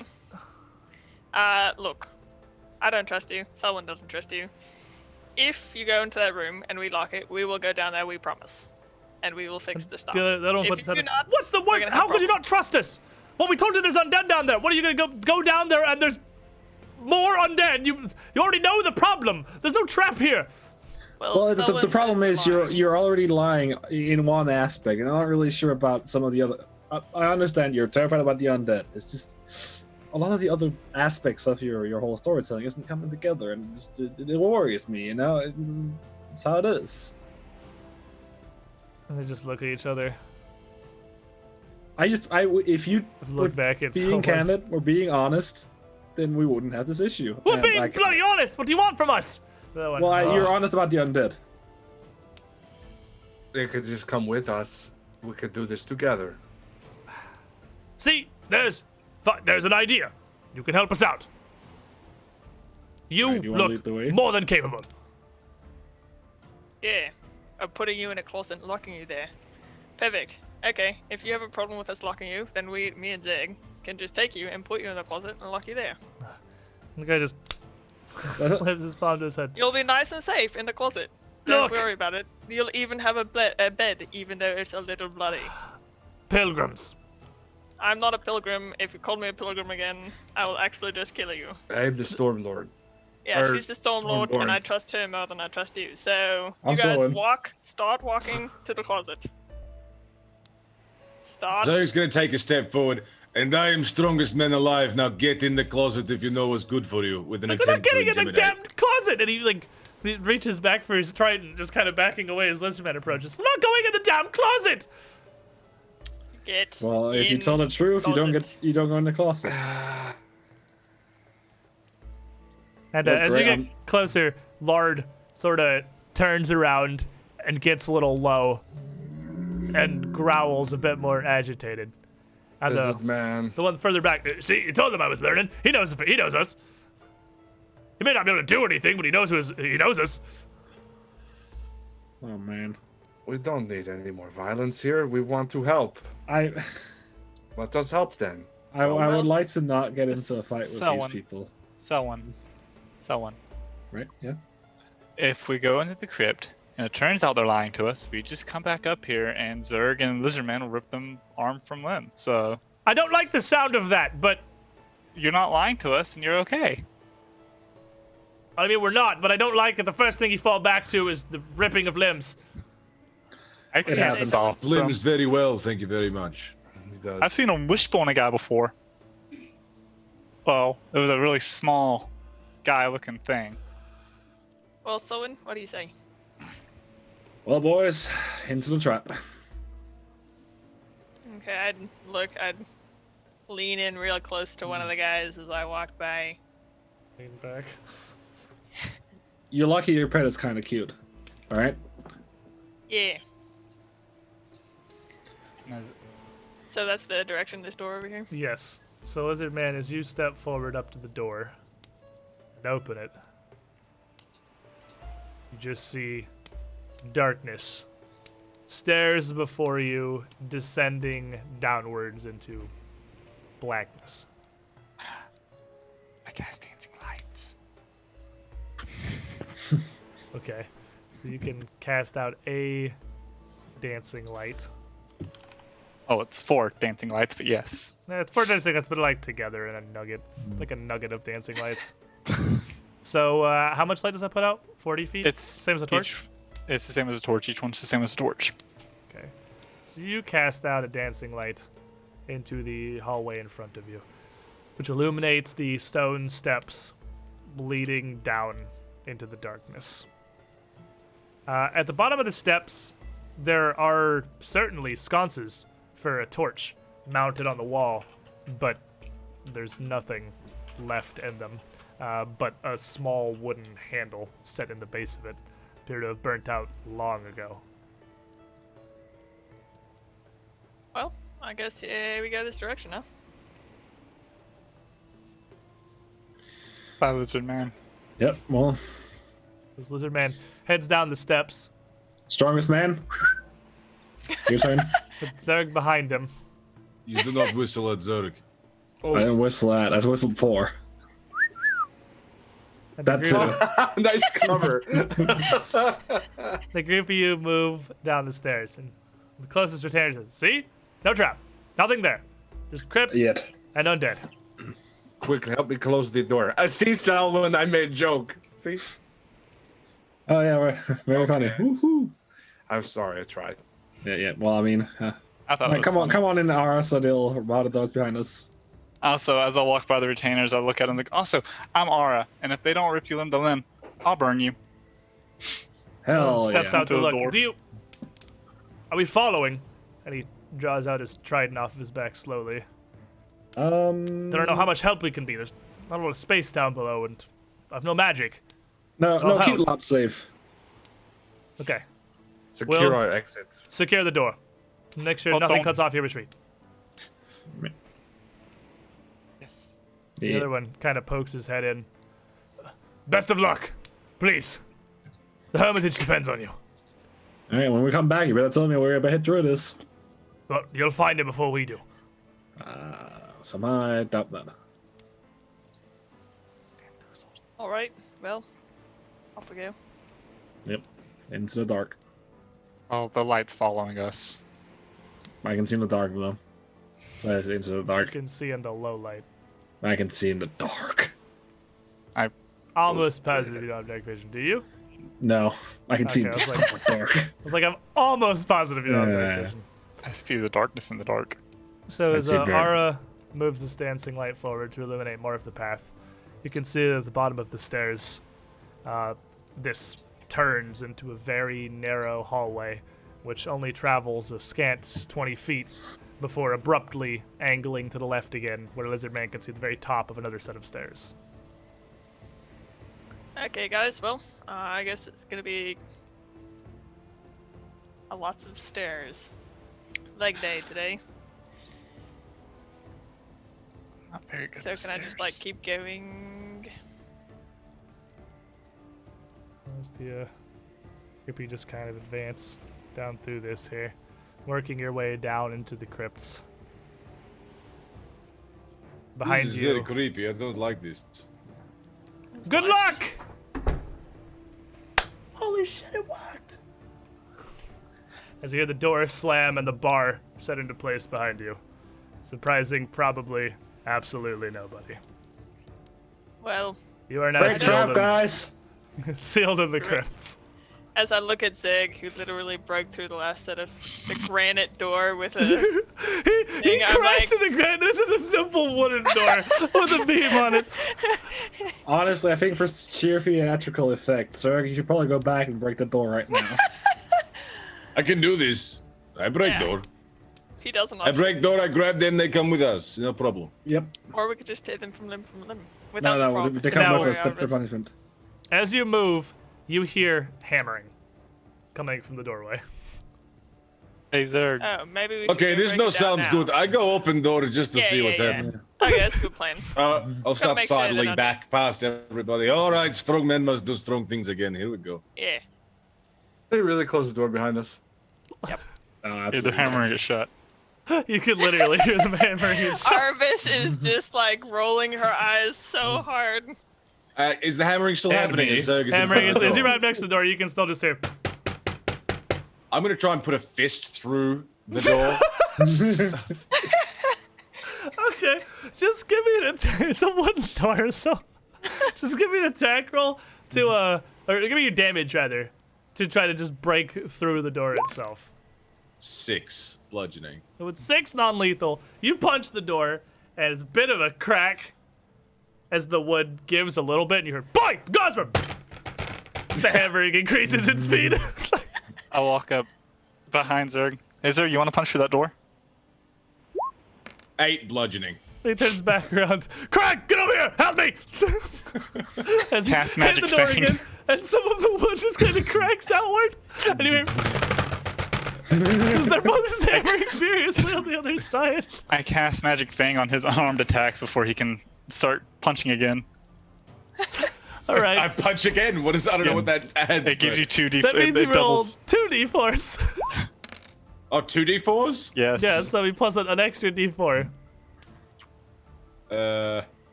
Okay, so that's Be 6 Two total hits on for- that one. 6 total.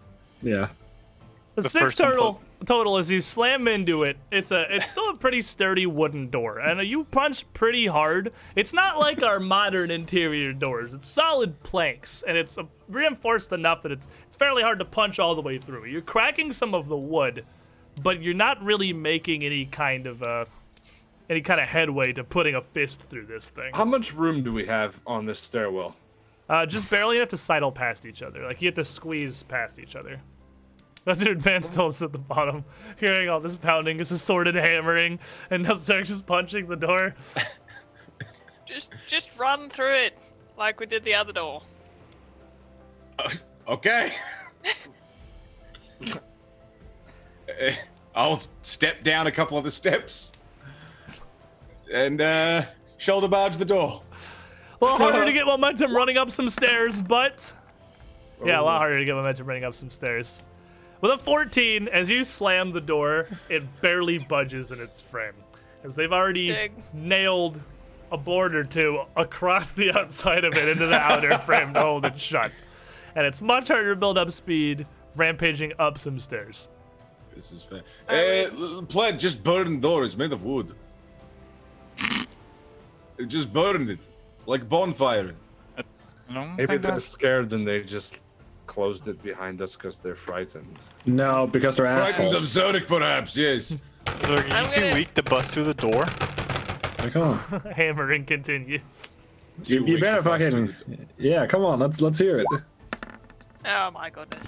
I quick jump. I just jump over the other party members. Zig, zig, zig. The stairs, you have to go to leg day more. It's ridiculous. I'm not good with stairs. It's all upper body strength. Okay, and Plant, get out of the way. You're in the way. Zig, zig, get out of the Oh, way. you do better job then. Come on, I you am doing lizard with better your job. legs. Yeah, but, I can run upstairs because I do leg day. So I skip it once or twice. What is the problem? 29. Oh shit. That's leg day. Wow. With a 29, Lizard Man blasts through the door, splintering it and the boards on the other side, knocking the man on the other side down prone on the ground. As he reaches for the trident, he's leaned against the wall as he falls, and the other one next to him reaches to draw his as well. Damn it! They're back through! And draw their weapons to attack. Oh, I would, be like, Boys, we're not going to kill you. It's okay. Well, yeah, I just didn't like the door. And I would, Big- like, eyes and start walking back down the stairs. I would, like, I'm watching you. I mean, you could start trying to walk down the stairs, but they're trying their weapons to kill you. Oh, The thing they wanted isn't happening. Not that they could see. Okay. really kind of bad. My roll 20 is super laggy, by the way. So if you go in, are you on Chrome? Yeah. I Did think I you mean, that's a natural one. I maybe did you try putting on hardware acceleration? Are you here for that Uh, conversation? I was. It's usually it's on or off depending on what's breaking. I'll Yeah, put roll it 20 on with and see what big happens. dynamic lighting needs on pretty hard. Yeah. Well, I re-rolled my natural one into it too, so we're really getting Woo! our. Session reroll. So, as Lizard Man crashes through splinters of the doors, a little stunned, and pretty much everyone through the door caught very off guard, one of them sailing through the air to land on his ass. So when you see him reaching for weapons, they seem to be going to fight now. All right. Well, boys, we tried the easy way. Now we're going for the hot way. I'm sad that this will shock you, and then I'll cast Electric Arc on him. Okay. At DC 18. DC 18, and they have... Where's their... Let me go back to their thing. Dang, you stat blocks that are in the AP, and I have to scroll. So it is going to be The guy who's currently getting knocked on his ass by an exploding door passes, wood in the way, I guess. The other guy's just grabbing his weapon, takes it. All right. And 168 and 164. And I'll give him a mean glare and say, "You better not fucking stand up." And I'm really just off my intimidation Not game today. spooky today. 15, yeah. Ara. I'm gonna move up in front of squeeze past lizard. I told you what would happen 10, if you were 20, lying. 30. That's definitely 10, be 2 move 30. actions to squeeze 10, past 20, everybody. 30? Yeah, Oh, it's squeezing, so it's 10 feet per bit of movement. Even though I'm Yeah, being it's small very has narrow. no way. effect on that. Yeah. Small and medium actually has basically no dichotomy in second edition. Huh. Well, Yeah, for good and bad, there's almost no difference between small and medium now. cool. Well, I would say you can fit past Selwyn for 5 feet, but you gotta spend 10 to fit past Zerg or Lizard Man. Like, 2 smalls can probably slide past each other pretty easily. alright. So, that changes everything. I am just going to, since I can't get to them and do anything effective, curse my stubby legs. I'm going to just, produce flame at the one I can, the one You're directly in front of down, everyone. realistically, Oh. like 6 feet of stairs. I don't think you could see anybody from down here. I can't see anything. I can't do anything. Go, Zerg, go. And slap No, him on the sorry, back. no! Harvest, you can't see anything either. I'm just. Can I You see just hold my Selwyn- turn? Yeah, you can hold it. You can jump back in between, like Yeah. after any initiative you want to. You see Selwyn Yeah. cast a spell and call out upstairs, and Lizard Man slam through the door, and then you hear yelling. So clearly things have evolved. Can't see or do anything. Then I will wait till after Aura then All right. as well. The guy on the ground is going to stand up, grab his trident from the wall, and raise his shield. Zerg. Yeah, Zerg is muted. There's people in my way. The good news is it's exactly 25 feet to get you to right here. Perfect. Gonna do that shoulder barge straight through the guy in front of me. Squeeze up past the room and keep fucking going. When he gets his shield up, and you're in with an athletics check. You love to spear people. It's fun. Spare! Oh my god! That's 26. It's definitely gonna succeed. You shove him back 5 feet out of the doorway, and just push him out into the hall, making a little more space. And I still have an attack roll, right? You still have an action left, yep. I'm gonna go for the backhanded punch on the guy next to me. Alright. Is -4? Does the athletics check still have the attack trait? So he's coming in his backhand the guy he went past. Oh, baby! That's Still good? Still So I'm gonna 23! fix that spell. Backhand. Now, yeah, you still have magic weapon on. So, it's actually 24 even, so you have +1. So, you still roll 2d4s for damage, because you still have magic fists. So 5 + 1 is 6. It was 7. I'm not smart. Yeah, 7, yeah. 7. You backhand this dude for 7 non-lethal damage. Spin his head around.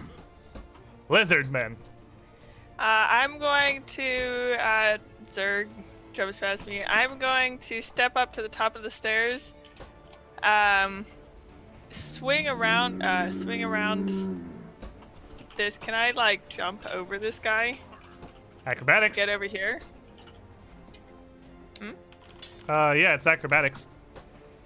If you want to go through his square, it's acrobatics. Can I like quick jump over him? Is that the same thing? Quick jump only gets you 3 feet Oh, right, off right, the right, ground, right, right, and we right, look right, at this. It's DC 30 flat to go any higher I than that. forgot. You about need that. like master athletics before you can jump over people. Pretty much full stop. Okay, so I'm gonna try and actually I agree with Zerg. This is a great. I'll try an acrobatics instead of shoving. You can try this to. guy. You can also try to shove him, but it's acrobatics to try and tumble through him versus his reflex DC. We don't have enough space over here. We need more space. I'm going to shove him. Step up Alright. the stairs and shove him out of the Shove way. him. Final answer. Final answer: shoving. For 21. 21 will successfully push him back as well as Lizard Man and Zerg spearhead their way into the chamber, leaving you with 1 action.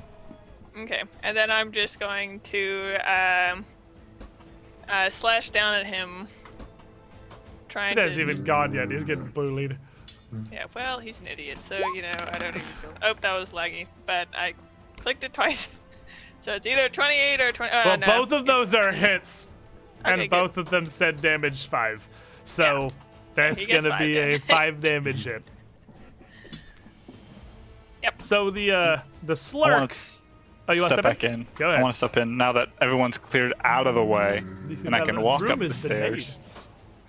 And I'm just gonna walk up, and now that I can see the guy that Zerg is pushed, I'm going to produce flame on him. Like I warned you, limb from limb, fire on fire. Let's. I told you it was gonna 21 to happen. hit. 21 to hit. So he stood up, grabbed his trident, raised his shield. 21 with the soft cover he has is just barely gonna crash across the top of his shield and across his shoulder, just barely not hitting. That was rude. He's Now supposed the to take slurk. the fire. The slurk is going to waddle forwards towards the large lizard that kind of looks like food as far as he's concerned. And he's not going to open his mouth so much as he is just going to kind of pick himself up, almost hop with his front legs, lean his head all the way back, and just slam the 2 tusks down onto you. And as he does that, I'm going to kind of try and brace against my shield. It's going to be to armor bring class. my shield up. Ooh, all right. Oh, your reactive shield's a thing now. It's going to be armor class 22. 22 exactly hits. He's just very heavy, and he kind of.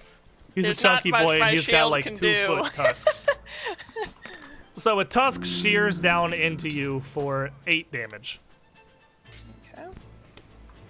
And then he's just going to try to flop on you again. His attack strategy is not particularly special or involved. And that's armor class 8. Yeah, that's not even going to be close. Once he falls down, puts all his force in that first one, he definitely can't pull himself up to really effectively hit you again. That's going to bring us to this dude who is just railing, who manages to get his spear out and just roars out, "You could have just killed him for us!" No! Stabs towards you as the veins around his face start to darken. The color fades from his eyes in his rage. That's going to be an armor class 29. Well, that definitely hits. Doesn't crit, though. That's what matters. It's not great. And he just plunges down to you with his trident for 20 damage, Okay.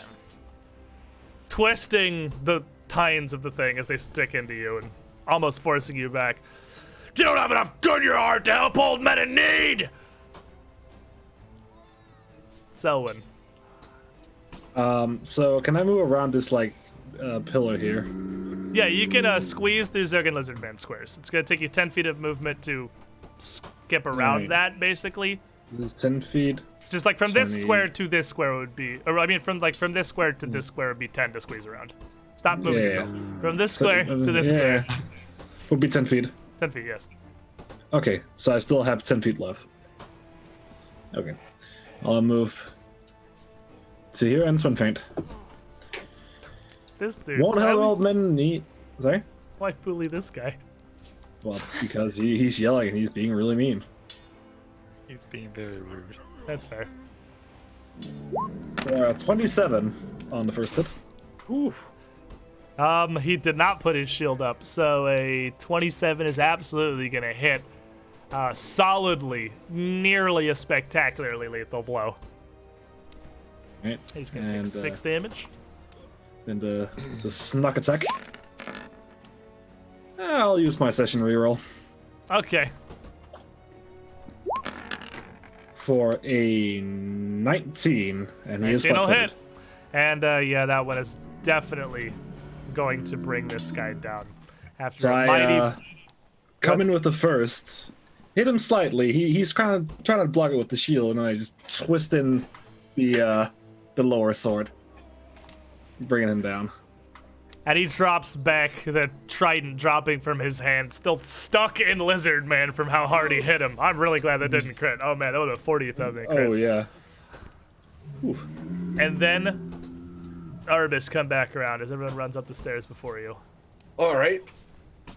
Hearing everything happening up the stairs, I'm kind of upset about it now, and I'm gonna start walking slowly up the stairs. As I do, like these cracks, like almost like cracks in my skin show up, where it's kind of like illuminating the stairwell a little bit, and crack, maybe lightning looking. Get right behind Aura here, and the guy on the ground's gonna see a thunder cloud appear above him, and a loud crack thunder, and he's gonna eat a Tempest Surge. 10 damage, no save whatsoever, and it's so good. And he's going to make a reflex save, which is going to be a 25. Wow. That was a 19 on the die. It was a really high roll. No. So he's not going to suffer any further effects, but that electricity is going to surge through his body as he cries out in pain, taking 10 damage. And then, seeing what's happening here, he is going to strike out with his trident towards Zerg for armor class 24. Yeah, that hits. He's going to stab you for 12 damage Ugh.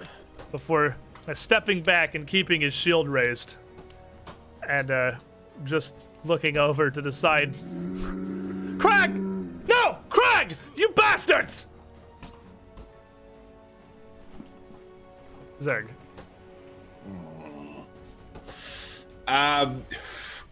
As he's stabbed out with his trident, I'd like to try and grab the trident. Okay. You will need to step forward to keep with him.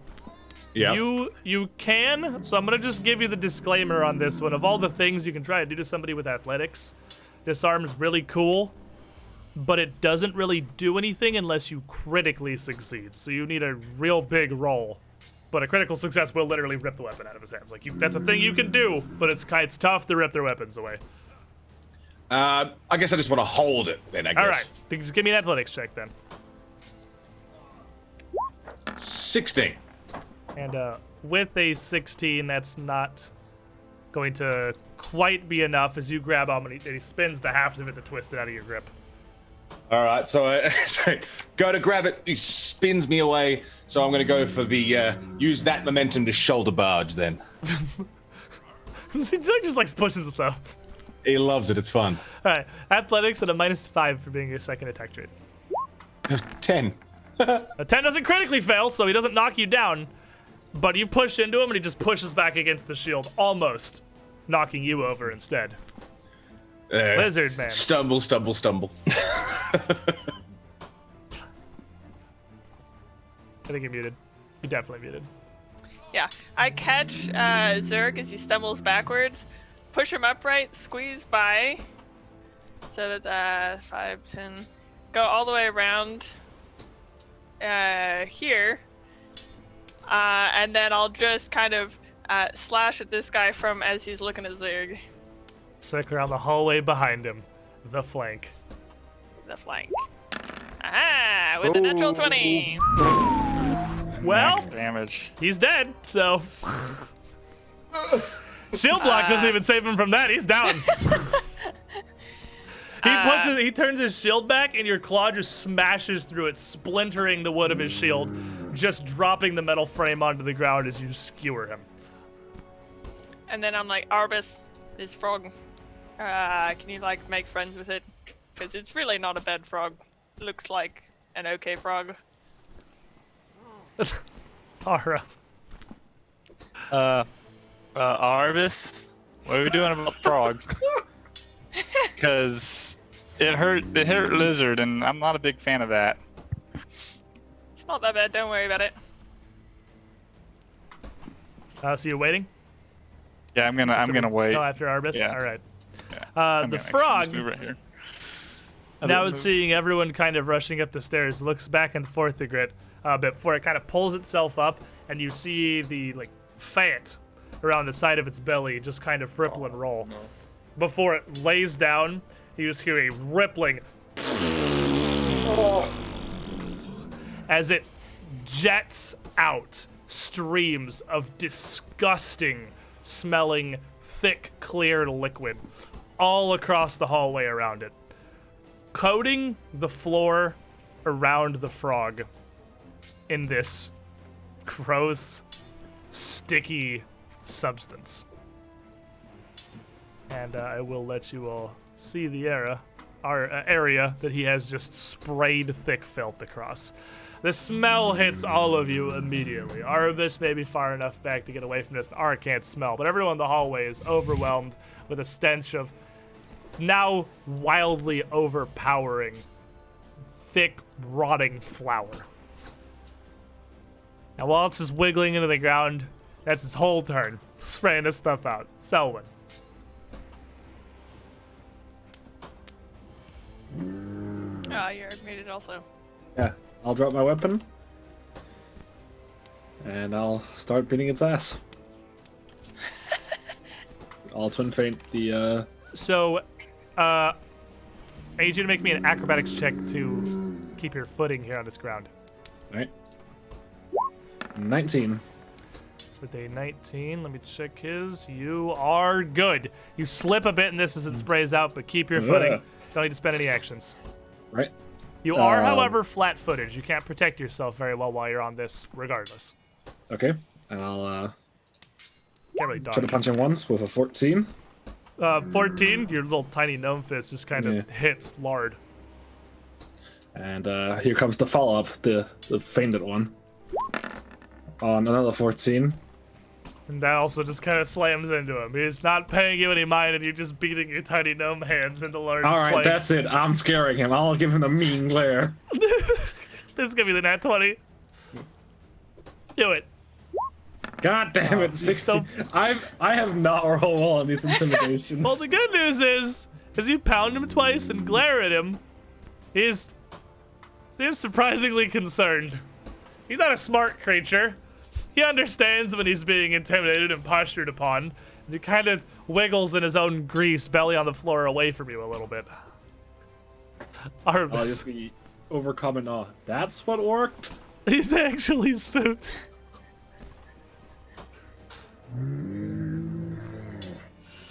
Okay. Oh boy. I'm gonna walk him past Aura here, right outside the goo. Oh man. And I wanna cast Speak with Animals on him. Okay. So, now that is a much more direct thing. Yeah, you can actually, Literally. like, Talk to him. talk to him now. Right. So I just sort of hold out my hand to him, and he should be able to feel the connection, I would imagine. Yeah, well, you've cast Speak with Animals on yourself. I thought it was on him. It's on you. It's on me. Yeah, you give yourself the ability to communicate with an animal. You Okay. And I know you're afraid. We're all afraid. There's meat, food outside. I know these people, they don't treat you well. Let's go outside and you can have your food. give me a diplomacy check. Okay.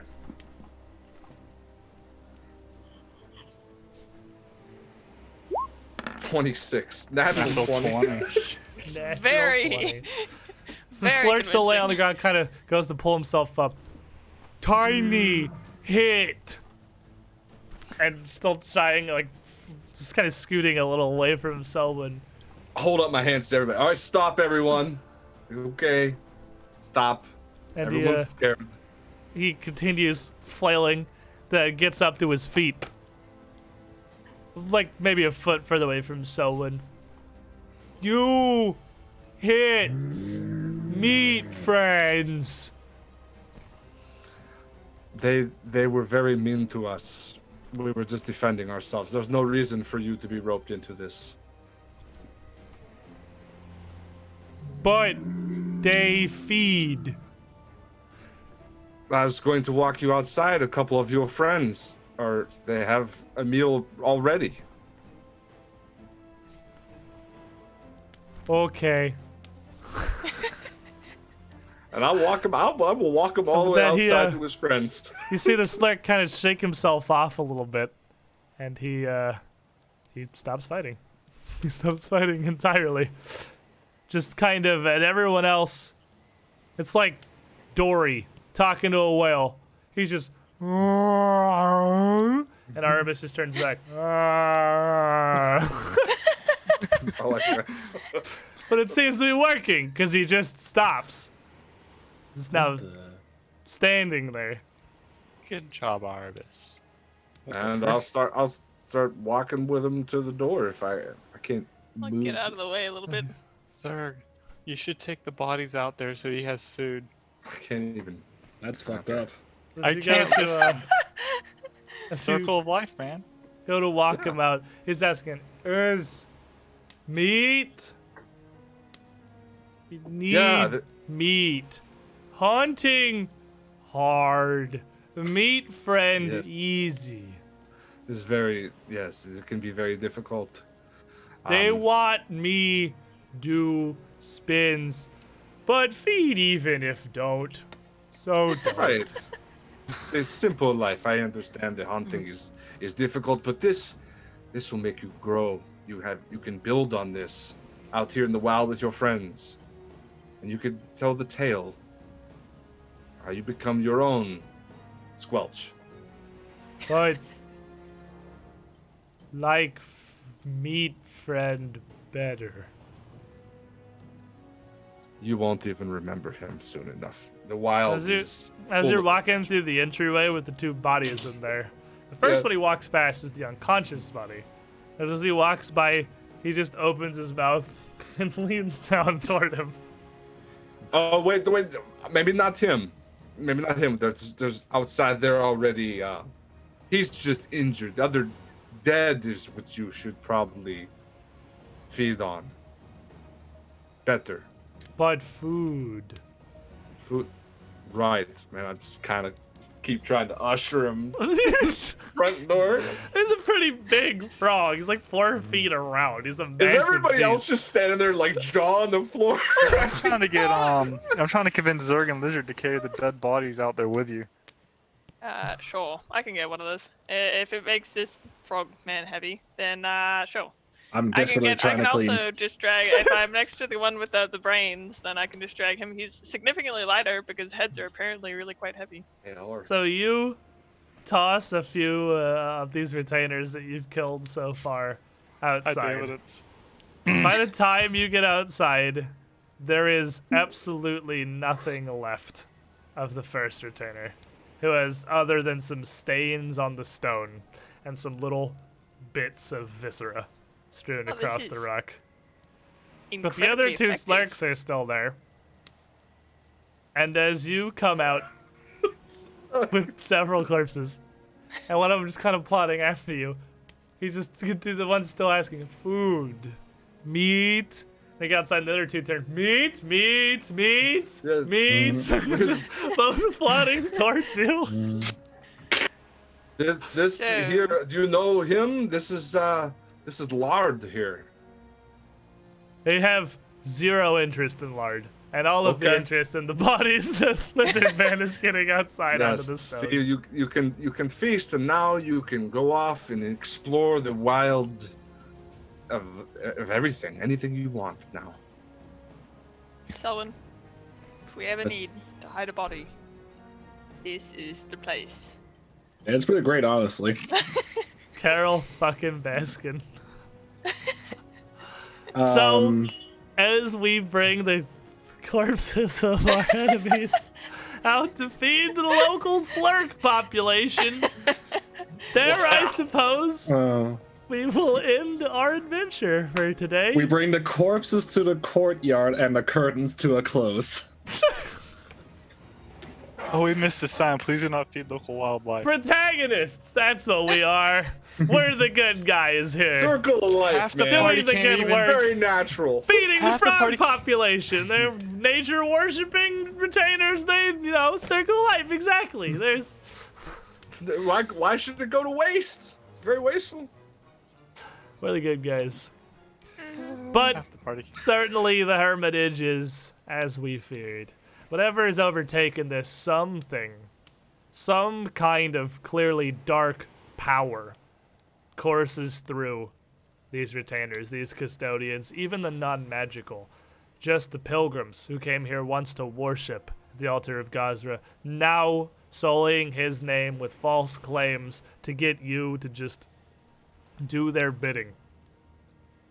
And they fight fiercely, with fell strength behind them, the source of which is yet to be uncovered.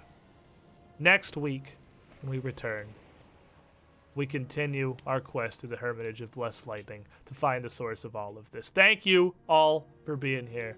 Thank you for hanging out. We'll see you next Monday. Good night, everybody.